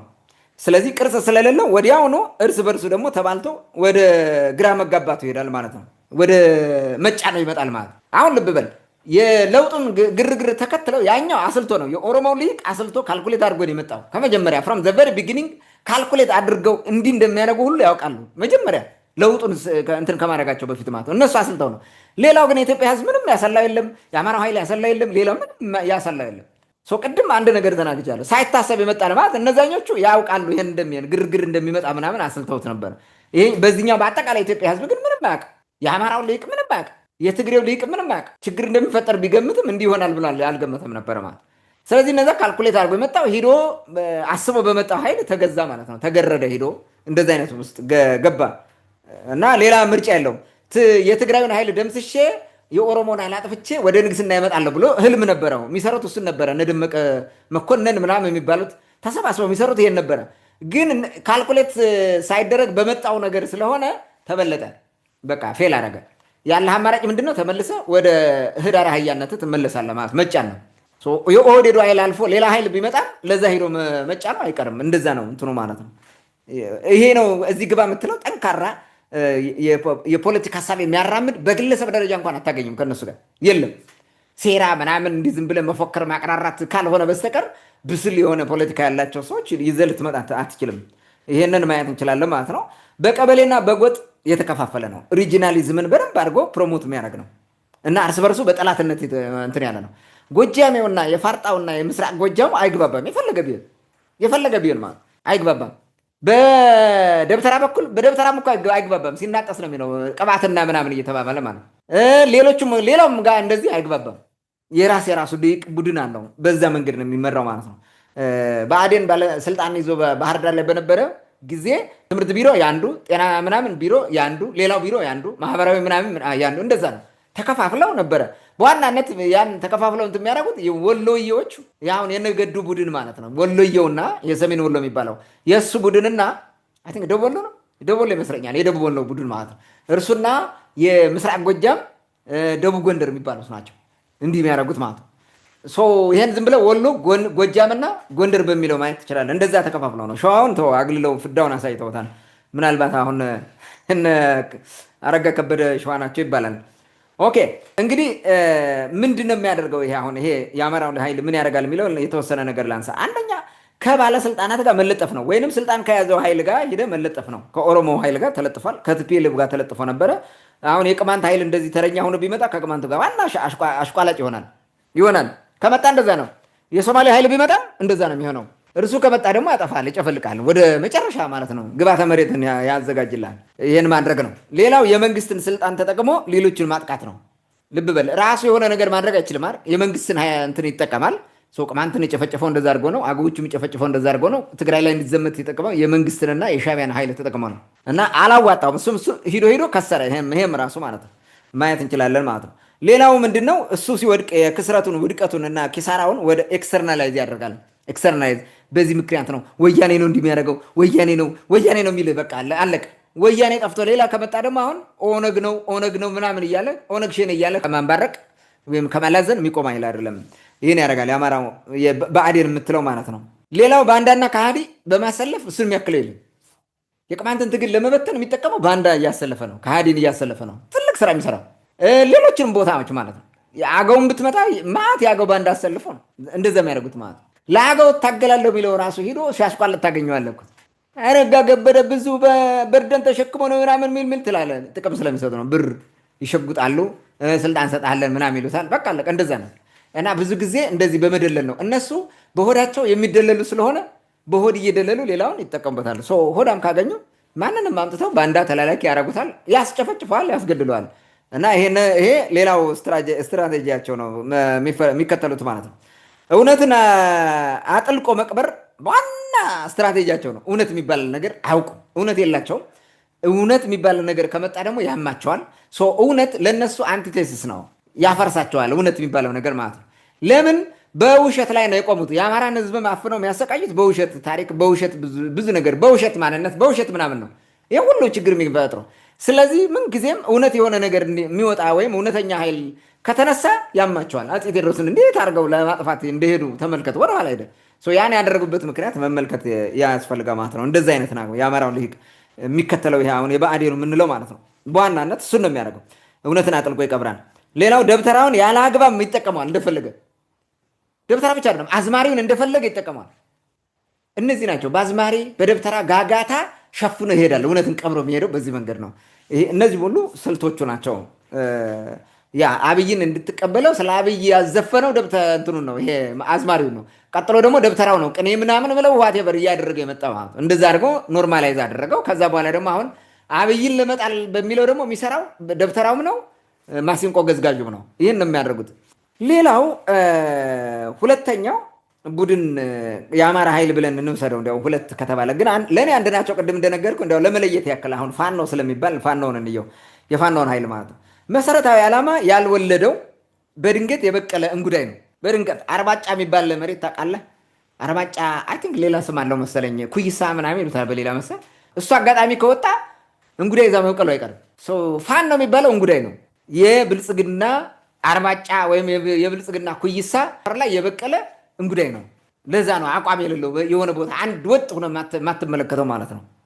በሽፍትነትና በደብተራዊነት እንጂ በመርህ የማይመራ ቡድን ነው። መርህ የለውም። አንድ የሚያደርገው ነገር የለም። መርህ ብለህ ምንም ነገር አታገኘም። እዚህ ጋር ገለን ነው የምንጸድቅበት እያለ የሚሰብክ ታገኛለህ። የሆነ የድብትርናውን ነገር ጥበብ ምናምን እያለ ሲሰብክ ታገኘዋለህ። ማያረጉት ነገር የለም። ምንም የፖለቲካ ኢዲዮሎጂ ወይም ርዕዮተ ዓለም የላቸውም። የሌለው ኃይል ነው። የተበታተነ ኃይል በየቦታው በጎበዝ አለቃ የሚመራ እና የራሱን የዚህ ብርጌድ የዚህ ክፍለ ጦር የዚህ ኮር ምናምን እያለ ሲያወራ ትሰማዋለህ። ግን የሚመራው ግለሰቦች ናቸው። ከላይ እስከታች የተያዘ ሃይራርኪ የለውም። ዝም ብሎ የተፈጠረ ወሬ ነው። ብልጽግና ከአብን ጋር አንሶላ ተጋፎ ሰኔ 10 ይመስለኛል 2011 ዓ.ም በባዩ በዛብህ ፋሲል ሎጂ የተባለ የነውጥ ክሊኒክ ውስጥ በአሳምነው ጽጌ ሰርጀሪነት ወይም አዋላጅነት በቀዶ ጥገና የተፈጠረ ነው። ጸረ ቅማንት ሆኖ የተወለደ ቡድን ነው።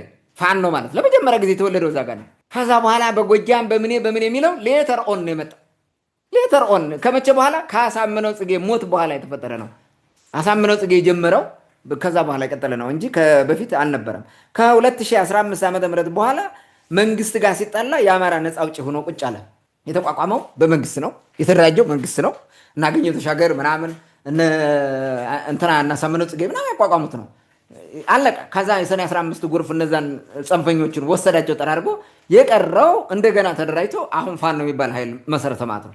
እንደዛም አድርገው አስቀጥለውት ነበር እኮ እስከ 2011 ነው የሆነው። 2015 ድረስ አስቀጠሉት። ግን በትግራዩ ጦርነት መቆም ምክንያት ተጣልቶ ከመንግስት ጋር ፍረስ ተባለ። ሲፈርስ ራሱን ፋኖ የአማራ ነፃ አውጪ አድርጎ መጣ ማለት ይሄን ፋኖ አመጣጠው። ስለዚህ የአማራን ህዝብ ነፃ ለማውጣት ብሎ ተደራጅቶ ተዘጋጅቶ የመጣ ፋኖ አልነበረም ከጥንት ፍሮም ዘ ቬሪ ቢጊኒንግ ማለት ነው። ኮንሴፕቱ ቅማንትን ለመጨፍለቅ ለማጥፋት ካውንተር አታክ ለማድረግ ተብሎ ቅማንቱ ራሱ እየተከላከለ ስለሆነ እኛ እንደፈለግን ማድረግ አልቻለም፣ ስለዚህ ተጨማሪ ኃይል ያስፈልገናል ብለው ከልዩ ኃይል በተጨማሪ የፈጠሩት ነው እና ይሄንን በደንብ አድርገው ማየት ያስፈልጋል። እንደ ዘመኑ አሁን አይታል ከሆነ ብዙ ጊዜ የፕሮቴስታንት ዲኖሚኔሽንስ አሉ። የፕሮቴስታንት ሃይማኖት በጣም ብዙ አይነት ቸርች ነው ያለው፣ ሴክቶቹ ማለት ነው። ልክ እንደዛ የፋኖ ሴክትም እንደዛ ነው። በጣም ብዙ ሴክት አለው። ጎንደር ውስጥ እንኳን የተከፋፈለ ነው፣ እርስ በርሱ አንድ ያልሆነ ማለት ነው። ጎጃም ውስጥም ይከፋፈላል አለ በቃ እንደዚህ። ስለዚህ ወደ እንደዚህ አይነት ነገር ነው እና ወደ አንድ የማይመጣ ሪጂናሊዝምን አጥብቆ የሚደግፍ ለጎጃሙ ኃይል ጎጃምን ክልል አድርጌልሃለሁ ብትለው ተቀብሎ የሚቀጥል ጎንደር ምናምን ብሎ ለሚፎክረው ጎንደርን ክፍለ ሀገር አድርጌልሃለሁ ወይም ሪጅን አድርጌልሃለሁ ክልል አድርጌልሃለሁ በቃ አንተ እሱን ምራ ቢለው በቃ ያን የሚያቆመው ስለ አማራ ምናምን የሚሉት ይህ እሱ ፌክ ነው። ዝም ብሎ በወቅቱ ፋሽን ስለሆነ ስለሚያወሩት እንጂ መሰረታዊ ፍላጎታቸው እሱ ያልሆነ ስልጣንን መያዝ መቆጣጠር ላይ ፎከስ የሚያደርግ ስራ ነው የሚሰሩት እና ኤክስፓንሽኒስት ናሽናሊስት ነው። ሌላውን ማጥፋት በአማራ ስም ሆነ ቅማንቱንም ምኑንም ለማጥፋት ትሞክራለህ ማለት ነው። መጥፋት አለበት በእኛ ክልል የአማራ መሬት ነው ብሎ ሁሉ ይነግራል። የአማራ ክልል ስለተባለ የአማራ መሬት ነው ይላል። የቅማንት መሬትም የሌላውን መሬት ማለት ነው። በሚያሳዝን ሁኔታ እንደዚህ አይነት ነገሮችን የሚያደርግ ሞር መሬት ላይ ፎከስ የሚያደርግ ነው። ዘመነ መሳፍንታዊ የሆነ ቡድን ነው። በነገራችን ቀውስ ነው የሚፈልገው። ቅድም እንዳልኩ በቀውስ ነው የሚወለደው። እዛ በቃ እንትን እያደረገ መቀጠል ነው። እሱም ይሄ መሰረታዊ ባህሪው ነው። የአማራው ፋኖ ምናምን የምትለው ታጣቂ ብለው ነብሰ ገዳይ ብለው ዋቴቨር ከዚህ የተለየ ነገር የለውም።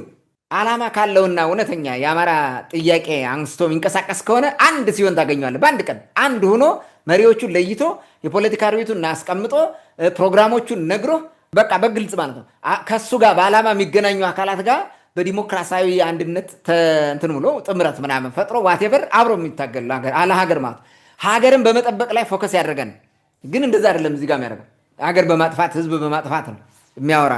አፉ ላይ የሆነ ነገር ስታደርገው ታገኘ፣ በተግባር ግን እንደዛ አይደለም። ዛሬም ድረስ ቅማንትን ጨፈጭፋል ይህ ኃይል ዛሬም ድረስ። ይህንን በደንብ አድርገው ማየት ያስፈልጋል። ምንድን ነው የሚያደርገው? ያሁን ፋኖ የምትለው መንገዱ የሚጠቀመው ስልት ምንድን ነው? አንደኛ አካባቢን መነወጥ እና ሚዲያውን መሙላት ነው፣ ማቃወጥ ነው። በቃ ጩኸት በጣም የእነሱ ናቸው። ስፔሻሊ በቃ ጩኸት ሮቢትን የቅማንት ታጣቂ እንትን ሽፍታ ሌባ ነው መርቶ የወሰደው። በራሱ አይሄድም፣ ሊሄድም አይችልም። ከ20 በላይ የሚሆን ታጣቂ ተደራጅቶ እነ አበበ አስሬ ጋር ተነጋግረው ተደዋውለው መንግስትም ዝም ብሎ በዛ በኩል እንትን እንዳይደረግ ኢቭን ታጣቂዎቹ እንዳይነቁ ከተኙበት እንዲጨፈጨፉ ያደረገው ይህ ኃይል ነው። መርቶ ያመጣው ታጣቂ ነው። የቅማንት ታጣቂ ነኝ ምናምን ብሎ የሚያስብ ኃይል ነው ያመጣው እንጂ ፋኖ በራሱ አይደለም። ሮቢት የመጣው ስንት ቀን የዘገቡት በቃ ቆላ ሮቢትን ተቆጣጥረው ፋኖ ምናምን ብሎ ስንት ቀን የተራገበው ስንት አስጮሁት። ጭራሽ ምሽግ ሰብረን ሁሉ ይላል። ምንም ምሽግ ከተማ ነበረ። ሄዱ ፖሊስ፣ እዛ ጥበቃ የነበረው ፖሊስ ገደለ፣ የፖሊስ ጣቢያ አቃጠለ፣ በየቤታቸው ተኝተው የነበሩ ሚሊሻዎችን እያወጡ ገደሉ። በቃ አለቀ፣ ተመልሶ ሄደ። ግን ይሄ ትልቅ ድል እንደመጣ በቃ ያደረጉት እንትን የምታየው በቃ እንደዛ ነው። ይሄንን በደንብ አድርገው ያደረጉታል። ማጮህ ይሄ ስትራቴጂያቸው ነው። ትንቢትና ንግርትን እንደ መመሪያ ይጠቀሙታል። የፖለቲካ ርቢት እና ምናምን ሳይሆን መመሪያ ሳይሆን ትንቢት፣ ንግርት ምናምን እንደዚህ ወደ ድብትርናው የሚወስድ ነገር ነፍ ነው። በተአምር ነፃነት ይጠብቃሉ። ተአምራዊ የሆነ ነፃነት እንዲመጣ ጊዜው ደርሷል ምናምን ይመጣል።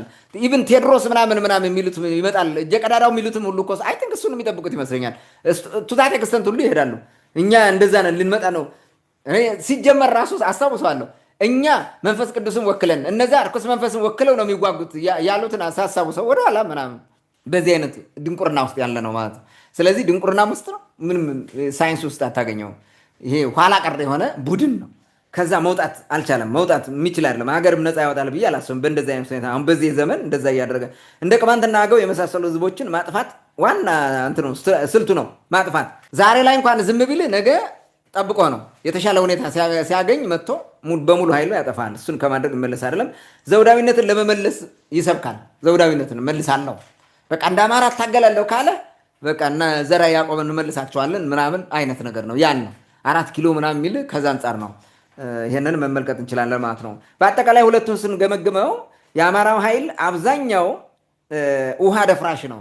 አንዳንድ ተባይታለሁ ማለት ቀዳ ስትሄድ ምንጭ ስትሄድ ከዛ ተኝቶ ካፈሩ ጋር ተመሳስሎ ይቆይና እግሩን አፈራግጦ ውሃውን አደፍርሶብ ይሄዳል እና እሱ እስከሚጠል ብዙ ጊዜ መጠበቅ አለብህ። እስከሚጠል ደግሞ እዛ በውሃ ውስጥ ባለው ጭቃ መሬት ላይ ያለውን አታይም። አሁንም አስብኮ ይቆያል። መጨለፊያ ይዘህ ጠጋ ስትል አሁን እንደዛ እያደረጋል። አደፍራሽ ነው። ሀገር ማደፍረስ ነው ዋና ስራ። የአማራ ልሂቅ ማደፍረስ ነው። እርሱ በቃ እሱ የሚፈልገው የንጉሥ ዙፋን ምናምን ተመስርቶ እሱ በሚፈልገው መንገድ ምናምን የሚደረግ ካልሆነ ያፈርሳል፣ ይበጠብጣል። ሁልጊዜ ማደፍረስ ነው። ውሃ ደፍራሽ ነው ስትመለከተው ማለት ነው። በዘመነ ኢህአዴግ ሲያደርግ የነበረውን አስበው። በኢሳቴ በምኔ እያለ ዋና አራጋቢ የነበረው የአማራ ኃይል የሚባለው ነው አይደል? አሁን ተመልሶ ያሉትበት ሁኔታ እያቸው እነዛ እንደ ሁሉም እንደ እንትን የአደፍርሶ ጨርሰዋል። ከዛ በኋላ ነገሮቹን እንትን ማድረግ አልቻሉም። ተበታትነው እርስ በርሳቸው ይፈጃሉ። ተመልሶ ለአንዱ ተላላኪ ነው። ቋሚ ነገር የላቸውም። በቃ ይሄ ከዛ የሚመጣ ነው እና መሰረታዊ የሆነው ነገር ይሄን ነው ማየት የምችለው። የአማራው ኃይል አብዛኛው ውሃ ደፍራሽ ስልት የሚከተል መሆኑን ማየት አለብን። ስልጣን ላይ ካስቀመጥከውና ጃንሆይ ካልከው በቃ ሁሌም እንደፈለገ እንትን ሲያደርግ ይኖራል ማለት ነው። ካላስቀመጥከው ደግሞ ጃንሆይ ካላልከው ሰቅለው ማለት ነው ንጉሥ ሆይ ምናምን እና እናንተ የበላይ እግዚአብሔር የፈጠራችሁ እግዚአብሔር የሰጠን ምናምን ብለህ ካላመለከው ወይም ይሄን ነገር እንትን ፕሪቴንድ ካላደረግ አለቀልህ። እዛ በኋላ ሁሌም ሲያላዝንብህ ይኖራል፣ ይሸፍትብሃል፣ ህዝብ ያሳምጽብሃል። በተለይ ደግሞ አውደ ምሕረትንና ሚዲያውን ተጠቅመው ያሟርቱበታል። በቃ እንደፈለጉ እየተገለባበጡ ማለት ነው። ዛሬ ይቃወማል፣ ነገ ይደግፋል። እንደዚ አይነት ውስጥ ይገባል። በተለይ ደግሞ ደብተራው ህዝቡን ያስነሳብሃል። ግንባርም በለው ምናምን የሚለው እዛ ነው የሚመጣው። እርሱ የሚፈልገው ንጉሥ መስርቶ በንጉሱ ያለ የሚበላ ምናምን ይሄ የሽልማት ምናምን እሱ እያገኘ መቀጠል ነው። ስለዚህ ንግስና ከሌለ የዲሞክራሲ ስርዓት ካለ ሁሉም ህዝብ እኩል ነው የሚሆነው። አንዱን እያማራ እንትን ከፍ እያደረገ ሌላው እያዋረደ መኖር አይችልም። የግዴታ ያን ያደርግብሃል ማለት ነው። ስለዚህ ወደ ስልጣን እስካለመጣው ግን ሲያላዝን ይኖራል ማለት ነው። አስቸጋሪ ነው። ንጉሳዊነትን ያመልካል። እንደ አምልኮት ነው። ንጉሱ ራሱ እኮ ወድቀህ በወድ ተኝተህ የምታመልከው ነው የነበረው በዛ ዘመን ማለት ነው። ያን ሁሉ ያደርጋል ማለት ነው። እንግዲህ ሁለቱንም በአንድ ላይ ስታመጣቸው የብአዴኑንና የፋኖን ኃይል ስታመጣቸው ጸረ ቅማንትን ካላጠፋን እኛው ራሳችን እንጠፋለን ብለው ያስባሉ። ቅማንትን እንደ ማጥፋት የግዴታ ነው ብለው ነው የሚያስቡት። ካላጠፋ አትኖርም፣ ወይም ደግሞ የሆነ ሰው ታሞ የሆነ መስዋዕት ካልሰዋ ወይም የጦስ ዶሮ ካልጣልቅ አትድንም የተባለ የግዴታ ያ የጦስ ዶሮ መሞት አለበት። ስለዚህ ቅማንቱ የጦስ ዶሮ ነው ለነሱ። እንዲህ ነው የሚያስቡት። በምንም መንገድ ይሁን በምንም አሁን እስካለው ሁኔታ ከዚህ በኋላ የሚቀየር ነገር ካላመጡ በስተቀር ጸረ ቅማንት ናቸው ሁለቱም። ያን ማየት ያስፈልጋል። ኦኬ ታንክ ዩ። መልካም እንግዲህ ከለውጡ በኋላ የመጡ አጠቃላይ ችግሮችን አነሳን። ለውጡን ተከትሎ የነበሩ አሰላለፎች ምን ይመስላሉ? ከዛ በኋላስ የተለወጡ የአሰላለፍ አይነቶች ምንድን ናቸው? በተለይ አማራውም የትግራዩም የኦሮሞም ኃይል እንዳጠቃላይ በተለያየ መንገድ በአንድ ወቅት አንድ ላይ ነበር። በኋላ ደግሞ አቅጣጫ የቀየረ ወይም ደግሞ የአሰላለፍ ለውጥ ያመጣ አለ። አሁን ያለውንም እንዳጠቃላይ በስፋት አንስተዋል። ይህ የለውጥ ማለት የአሰላለፍ ለውጥ ይዞት የመጣው ችግርም አለ። እንደገና ደግሞ በስፋት አሁን ያለው ሌላ አሰላለፍም አለ። እንዳጠቃላይ ሀገሪቱ ላይ ምን ያመጣል የሚለውንም ቅድም ስላነሳ ነው እሱ ጋር የሚያያዝ ጉዳይ ነው።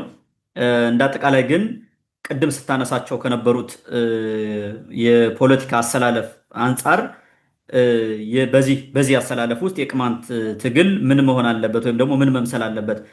ትግሉ በራሱ የቅማንት ትግል እንዴት ነው መያዝ ያለበት? ከቅድም ስታነሳቸው ከነበሩት አንጻር እንዴት መታየት እንዴት መመራት እንዳለበት ይህን ሀሳብ ለተመልካቾቻችን ብታደርስ። መልካም እንግዲህ በዚህ የፖለቲካ አሰላለፍ ቅማንቱ ምን ማድረግ ነው ያለበት፣ ምን አይነት ትግል መታገል አለበት የሚለውን የተወሰነ ነገር ላንሳ። እንግዲህ አንደኛ ቅማንቱ በዚህ አሁን 3 ተገዳዳሪ ኃይል አለ አይደለ? ተገዳዳሪ ሆነ መገኘት ነው ያለበት ቅማንቱ። ከዚህ ውጭ ሌላ የሚያዋጣ መንገድ የለም አሁን ባለው ሁኔታ ማለት ነው። ከዚህ ውጭ የሆነ ሰላማዊ ነኝ ምናምንም ብለህም አትተርፍም፣ ቀኝን ሲመታ ግራህን ስጥ ብለህም አትተርፍም፣ ዋቴቨር ምናምን ልተርፍ አትችልም። ስለዚህ ያለ ምርጫ ተገዳዳሪ ሆነ መገኘት፣ ተገዳዳሪ መሆን ነው። ከተለጣፊነት መጽዳት ያስፈልጋል። ከፋኖ ጋር ሁነን ነው መታገል ያለብን፣ መንግስትን እንጣለውና ከዛ በኋላ ጥያቄያችን ይመለሳል ብለው ሚጃጃሉ ልጆች አሉ፣ ገና ሚጢጥዬ ልጆች ማለት ነው፣ ምንም ያልገባቸው እና እንዲያውም ኧረ እንደዚህ እናድርግ ምናምን የሚል ውስጥ ለውስጥ ስብከት አይደል ነገር ሁሉ የሚሰብኳለሁ። ይሄ በፍጹም አዋጭ አይደለም። እንደምንድን ነው የምትመለከተው? የአንተን እጅ ተጠቅሞ ፊትህን በራስህ እጅ በጥፊ እንደመምታት ነው። ይሄ ነው ተገዳዳሪ ኃይል ሆነ ተፎካካሪ ኃይል ሆነ በቅማንት በኩል አንተ ራስህ ቆመህ ማለት ነው ጠንካራ ኃይል አቁመህ በፋኖ በዛ በኩል በጋራ እንስራ የሚል በእንትን በእኩል በተመጣጣኝነት ልትስማማ ትችላለህ ተነጋግረህ ማለት ነው የሚያዋጣ ከሆነ ማለት ነው። ከዛ ውጭ ግን ሂደህ ተለጥፈህ ፋኖ ሆነህ ቅማንትን ነፃ አወጣለሁ ማለት ይሄ ውሸት ነው፣ ጸረ ቅማንትነት ነው እና ቅማንትን ለማጥፋት የሚደረግ ተላላኪነት ነው። ይሄ በደንብ መታሰብ አለበት ማለት ነው። አገር አፍራሽና ስርዓት ናጅ ከሆኑ ኃይሎች ጋር አለመተባበር ያስፈልጋል። ይህ ውሃ ደፍራሽ ጋር እንዴት ነው አምረህ ሄደህ የምታደፈርሰው? የሀገር ሰላም ከሚነሳ ጋር እንዴት ተንተን ታደርጋለህ? ወይ ቅድም እንዳልኩ የነጠረ የፖለቲካ ስርዓት የለው፣ የሚታይ ነገር የሚታወቅ ነገር የለው፣ እየገደለ ማቅራራት ምናምን ነው፣ እርሱ በርሱ ሲናከስ ነው የምታገኘው። ከዚህ ጋር እንዴት ትገባለህ? ኢትስ ቬሪ ዲፊካልት። ስለዚህ ይህን ማየት ያስፈልጋል። ከነዚህ አይነት አለመተባበር ቅድም ከላይ ያነሳናቸው ሀገር አፍራሽ የሆነ ስርዓት በታኝ የሆኑት ጋር ከነዚህ ጋር አለመተባበር ነው በፍጹም በምንም መንገድ ማለት ነው። ይህን ማየት ያስፈልጋል። ጠንካራ ተጽዕኖ ፈጣሪ የሆነ ፖለቲካ ማራመድ ያስፈልጋል በቅማንቱ በኩል ማለት ነው። በቃ ሌሎች የሌላቸው ሌሎቹ መገንጠል መበተን ማፍረስ ምናምን ነው የሚሰሩት አይደል? እሱን አይደለም። አሁን እዚህ ጋር ቅማንቱ ኖ ማለት አለበት። በእንደዚህ አይነት ሁኔታ ሀገር ሲያተርፍ ሲያድን የኖረው ይሄ እኮ ነው። ይህን ማወቅ አለብን። ቅማንቶቹ ከዛ መመለስ አለባቸው። ከተላላኪነትና ከሃዲ ከሆነ ፖለቲካ መራቅ ያስፈልጋል። የአባቶቻችን ታሪክ መጠበቅ ነው። አባቶቻችን ምን አድርገዋል? ሀገር ሲፈርስ እያቃኑ እየጠበቁ ነው የመጡት የእኛ አባቶች። በቅማንትነት ስነልቦና ጸንተው የነበሩ ኢትዮጵያውያን አባቶቻችን ይህን ያደረጉት። ማን ሰው ሊል ይችላል? ንግስት ዮዲትን መመልከት ትችላለህ። ሀገሪቱ በአክሱም ዘመን ሲፈርስ አቃንታ የዛግዌ ስርወ መንግስት የሚባለው ይሄ የላስታዎች ስርወ መንግስት እንዲመሰረት እንትኑን የመሰረት ድንጋዩን የጣለች ነች። እሷና አብረው የነበሩ ወገኖቻችን ናቸው ያተረፉት ያን ማለት ነው። ዛግዌ ወይም የላስታው ስርወ መንግስት ተደላድሎ በጣም ፍትሐዊ በሆነ መንገድ ተመስርቶ እንዲቀጥል ያደረጉት እነሱ ናቸው። ያን አድርገው ይሄንን አፍርሰው ሰለሞን ብሎ የሚደናበር ስርወ መንግስት አምጥተው ሲያደናብሩ በወንበር ስርዓትም በምንም ከዛው ከነችግሩም ቢሆን እያገዙ ስርዓት እንትን እንዲያደርግ እያደረጉ ሞክረው መጥተዋል። እሱን እየሞከሩ መጨረሻ ላይ ሄዶ በራሱ ጊዜ ከምስራቁ ኃይል ጋር ተጣልቶ ያ ችግር ሲመጣበትና ወደ ጎንደር ትክልል ብሎ ሲመጣ ጎንደር ላይ ነገሮችን ተቀብለው ያስተካከሉት በተለይ ደግሞ እነ አጼ ሲሲኖስ ያበላሹትም ያስተካከለው ቅማንቱ ነው። ማን? አጼ ፋሲለደስ በቅማንትነቱ ጸንቶ ቅማንታዊ በሆነው ስርዓት ነው ያን መስርቶት የቀጠለው አጼ ፋሲለደስ ማለት። ስለዚህ የተፋረሰን የፈረሰን ሀገር አቃዳው ማለት ነው። ስርዓቱን አስያዘ። የተረጋጋ እንዲሆን አድርጎት ማለት ነው። አጼ ፋሲለደስን በዚህ ታያለ። እንትናን መይሳው ካሳን ወሰደው። መይሳው ካሳ የናዷትን ለ84 ወይም 80 ዓመት በላይ ያወደሟትን በዘመነ መሳፍንት ያጠፏትን ሀገር ያቃናው መይሳው ካሳ ነው። ቅማንቶቹ ናቸው አብረው ተሰልፈው የተዋጉት። በቅማንትነት ስነ ልቦና ነው የተዋጉት። ሀገሪቱን የመለሱት በዚህ ስርዓት ነው። ቅማንት ከኢትዮጵያዊነት ስርዓቱ ሊወጣ አይችልም፣ አይወጣም። ለዛም ነው በርካታ ጊዜ የማዳን ስራ ሲሰሩ የመጡት ማለት ነው። ይህንን ማየት ያስፈልጋል። ሌላም አለ። ሌላ ሚኒሊክን ውሰደው። አጼ ሚኒሊክ ከሀገሪቱን የጠበቀው የሰራት ማለት ነው። ፍርስርስ አድርገው በታትናት የነበሩትን አንድ አድርጎ አንድ ትልቅ ኢትዮጵያ መስርቷል አጼ ሚኒሊክ። በዚህ ያመሰግናለሁ አጼ ሚኒሊክ። ቅማንትነቱን ግንም አልካደም። እኛ ከጣና አካባቢ ከሚኖሩ ቅማንቶች ነው የተወለድ ነው ዘራችን በዛ ነው ብሎ የመሰከረ ጀግና ነው እንጂ እንትን አላደረገም። እንደ ሌሎቹ እንደ አጼ ዮሐንስ እኮ የራሱን ስግብግብ ስልጣን ምናምን ለማድረግ አይደለም። በጣም ዲፕሎማቲክ በሆነ መንገድ ብዙ ስራ ነው የሰራው። በነገራችን ያኛው ህዝብን የጨፈጨፈው ተመልሶ ማስረጃዎችም ስላሉ ማለት ነው። ይሄ ግን የአጼ ቴዎድሮስን ራዕይ ነው ያሳካው። አጼ ምኒልክ የሰራው ይሄን ነው። ይሄን አፕሪሼት ማድረግ ያስፈልጋል። ልክ እንደነዚህ ነው መስራት ያለበት ቅማንቱ ማለት ነው። እንደነ ንግስት የወዲት ጌዲዮን፣ እንደነ ፋሲለደስ፣ መይሳው ካሳና እንደ አጼ ምኒልክ ሁለተኛ ይሄን ስራ መስራት ያስፈልጋቸዋል። ስለዚህ ይሄን ካላደረጉ ኢትስ ቬሪ ዲፊካልት አስቸጋሪ ሆነ ማለት ነው። የኦሮሞ ኃይል ከመጨፍለቅ አይመለስም። የትግሬው ኃይልም ከማኮስመን አይመለስም። የትግሬው ኃይል እንደ ኤችአይቪ ማመንመን ነው የሚሰራ። አንተን አገዎቹ እንዴት አድርጎ እንዳመነመናቸው እንዳኮሰመናቸው ተመልከት። ቅማንቶችን እንዴት አድርጎ እንዲያውም ሲሰርዝ ራሱ ሲያጠፋ ተመልከተው። ይህን ከማድረግ ሊመለስ አይችልም በፍጹም ማለት ነው። ከእርሱ በላይ ወይም ከእርሱ እኩል እንድትሆን አይፈልግም። ከእርሱ እንድትገዳደረው አይፈልግም። ከእሱ በታች ሆነ ኮስማና ሆነ እንዳትሞትም እንዳትድንም ሆነ እንድትኖር ነው የሚፈልግልህ ማለት ነው። ይሄ በጣም ዲሞክራሲያዊ ያደርገዋል ወያኔን ማለት የሚሰራው ይሄን ነው። አለበለዚያ ግን ያጠፋል። ስለዚህ ከነዚህ የምታገኘው ነገር የለም። የአማራውም ኃይል ከማጥፋት አይመለስም ሙሉ በሙሉ ቅድም ነግሬያለሁ። በመቃብራቸው ላይ ነው መቆም ያለብን ብሎ ስለሚያምን ማለት ከነዚህ ኃይል አሁን ምን ታገኛለህ? የሆነ ሁኔታ ተቀይሮ የፖለቲካ ዳይሜንሽኑ ተቀይሮ የሀገሪቱ የዲሞክራሲ ስርዓት ተቀይሮ ህዝቡ ነቅቶ የተለየ ነገር ካልመጣ በስተቀር ከነዚህ ጋር አብረህ ምን ዲሞክራሲ ታመጣ ትችላለህ? ቬሪ ዲፊካልት፣ አይመጣም ማለት ነው። ይህን መገንዘብ አለብን። ይህን ካወቅን መፍትሄው ምን ሊሆን ይችላል የሚለውን የተወሰኑ ነገሮች ላንሳ። ኦኬ፣ ማድረግ ያለብን እንደ መይሳው ካሳ በልጠህ መገኘት ያስፈልጋል። በልጠህ መገኘት ሲመጣ ሲገለ ያለቀስ ምንም ነገር ልታመጣ አትችልም። በልጠህ መገኘት ያስፈልጋል። እንደ መይሳው ካሳ መጣብን እረ ደረሰብን ብሎ እንዲፈራህ ነው እንጂ ሂደን እናጥፋቸው ብሎ እንዲመጣልህ እድል መስጠት የለብህም። አለበለዚያ ትጠፋለህ። ይሄ ፋክት ነው አሁን ባለው ሁኔታ ማለት ነው። ቅማንቱ ይህን ማድረግ አለበት። እርስ በርሱ ከመናቆር ቆሞ ይህንን ማድረግ ያስፈልገዋል ማለት ነው። ስለዚህ በልጠህ መገኘት ያስፈልጋል። ሌላው ራስክን ሳይሆን አገርክን ማዳን ላይ መስራት አለበት። ቅማንቱ ይህን መስራት ያለበት። ቅማንቱ ራሴን ላድን ብሎ ብቻ የሚሰራ ከሆነ ፌል ያደርጋል፣ አይተርፍም። አገሪቱን ነው ማዳን ያለባት። አገሪቱ የራሱ ናት። ማዳን አለበት። ከሌሎች ህዝቦች ጋር ሆኖ ማዳን አለበት። ያን ለማዳን ነው መስራት ያለበት። ልብ በል፣ በሀገር ደረጃ ያለውን የፖለቲካ ስርዓት ካላስተካከልከው የቅማንት መሬት ላይ ያለ ታች ያለ ቅማንት መብት ይከበራል አይከበርም? የአማራው መብት ይከበራል አይከበርም? የትግሬው መብት ይከበራል አይከበርም? የኦሮሞ አይከበርም? ሁሉም አይከበርም። ስለዚህ ሀገርን እያፈረሰ ያለን ኃይል ነው መታገል ያለብን እና ከአፍራሾቹ ጋር አለመቆም ነው በዋናነት። ስለዚህ ሀገርን በማዳን ጉዳይ ላይ ነው ማተኮር ያለበት ቅማንቱ እንጂ በግል አካባቢውን ከማዳን ብቻ ከሆነ ትጠፋለህ፣ አትተርፍም። እሱም ከሆነ ማለት ነው። ሌላው የቅማንቱ ኃይል አንድነትን የማምጣት እድል አለው። ይህን እድልም በአግባቡ መጠቀም አለበት። እንዴት ነው አንድነት የማምጣት እድል ያለው? የአማራውን እና የትግሬውን ኃይል ማስታረቅ ይችላል። የቅማንቱ ኃይል በትቢት በሆነ ምናምን አይደለም፣ እንደሱ አይደለም። ታሪካዊ ፖዚሽኑ ቅማንት ያለበት ታሪካዊ ፖዚሽኑ ታሪካዊ አመጣጡ ያለው አጠቃላይ ዲሲፕሊኑ ይህን ማድረግ የሚችል ነው። የአማራው ልሂቅ ተጨፍኖ ስልጣን ነው የሚፈልገው። ስልጣን ላይ ካልወጣ ሌላውን አጠፋለሁ ነው። የትግሬው ልጅ ተጨፍኖ የራሱን የበላይነት ነው የሚፈልገው፣ ስልጣን ነው የሚፈልገው። ይህንን ካላደረኩ አጠፋለሁ ነው የሚል። ቅማንቱ ግን ይህን ማድረግ አይደለም የሚፈልገው። የተበላሸ ነገር አስተካክሎ ሚዛናዊ የሆነ ነገር ማድረግ ይችላል። ያን ለማድረግ ነው። ስለዚህ እኛን ይኸውልህ በፖለቲካም በታሪክም በልምድም በህይወት ልምድም ይህን ማድረግ እንችላለን። ማስተማር ማለት አሁንም እያደረግነው ነው። ይህንን ማድረግ መቀጠል አለበት ማለት ነው። ታሪኩን በደንብ አድርገን ማስተማር የምንችለው እኛ ነው። እነሱ ያለፈውን ቅድም ነግር ያለው እውነትን አይፈልጉም፣ ውሸትን ነው እውነት አድርገው የሚያወሩ። ስለዚህ ከዛ እንዲወጣና አዲሱ ትውልድ ያን እንዲረዳው እንዲገነዘበው፣ እንዴ አንድ ህዝብ ነው እንዴ ብሎ እንዲረዳው። አሁን ብዙ ጊዜ አይተህ ከሆነ ትግሬና አማራ የሚባለው ልክ የሰማይና ምድር ያክል ልዩነት ያላቸው አድርገው እኮ ነው የሚያወሩት። ግን አንድ ህዝብ ነው በደሙ። ቅማንቱም አገውም ሌላውም አንድ ህዝብ ነው። ይሄንን እኛ ነን እየተናገርን ያለው። እነሱ እኮ መናገር አይፈልጉትም። ይሄን መታገል አለብን። አጋዚ ነኝ ብሎ የሚንገዛገዝ በዛ መጥቶ የሚለፈልፍ ሚዲያ እሱን ትሰብረዋለህ። እርሱ በሚመጣው የሚዲያ ፕሮፓጋንዳ አንተም መስበር ያስፈልጋል። በዚህኛው እኔ ገዛ ምጨፈልቅ ምናምን እኔ በቃ ሰለሞን ዘር ነኝ እያለ ሲመጣ እሱንም ውሸታም መሆኑን ታስራየዋለህ። ትውልዱ እንዲማር ማድረግ ያስፈልጋል ማለት ነው። ይሄ ነው። ሁለተኛው ማስታረቅ ይችላል። ለምን? አማካኝ ነው። ቅማንቱ ለትግሬውም ለአማራውም አማካኝ ነው። ቅርብ ነው ለሁሉም። በዘርም አንድ ነው። በአመጣጥ በታሪክም እሱ ነው እንትናቸው ማለት ነው። ስለዚህ አሁን ያበደው ሊቅ ቢያብድ ትውልዱን ሌላውን ግን ማስተማርና አንድ ማድረግ ይችላል ቅማንቱ ብዬ አስባለሁ። እዛ ላይ ፎከስ አድርጎ መስራት ያለብን ይመስለኛል። የአማራውና የትግሬው ኃይል ከታረቀና ሰላማዊ ከሆነ በትክክለኛ መንፈስ ማለት ነው ሌሎች ህዝቦች ጋር በጋራ አብሮ መኖር ይችላል።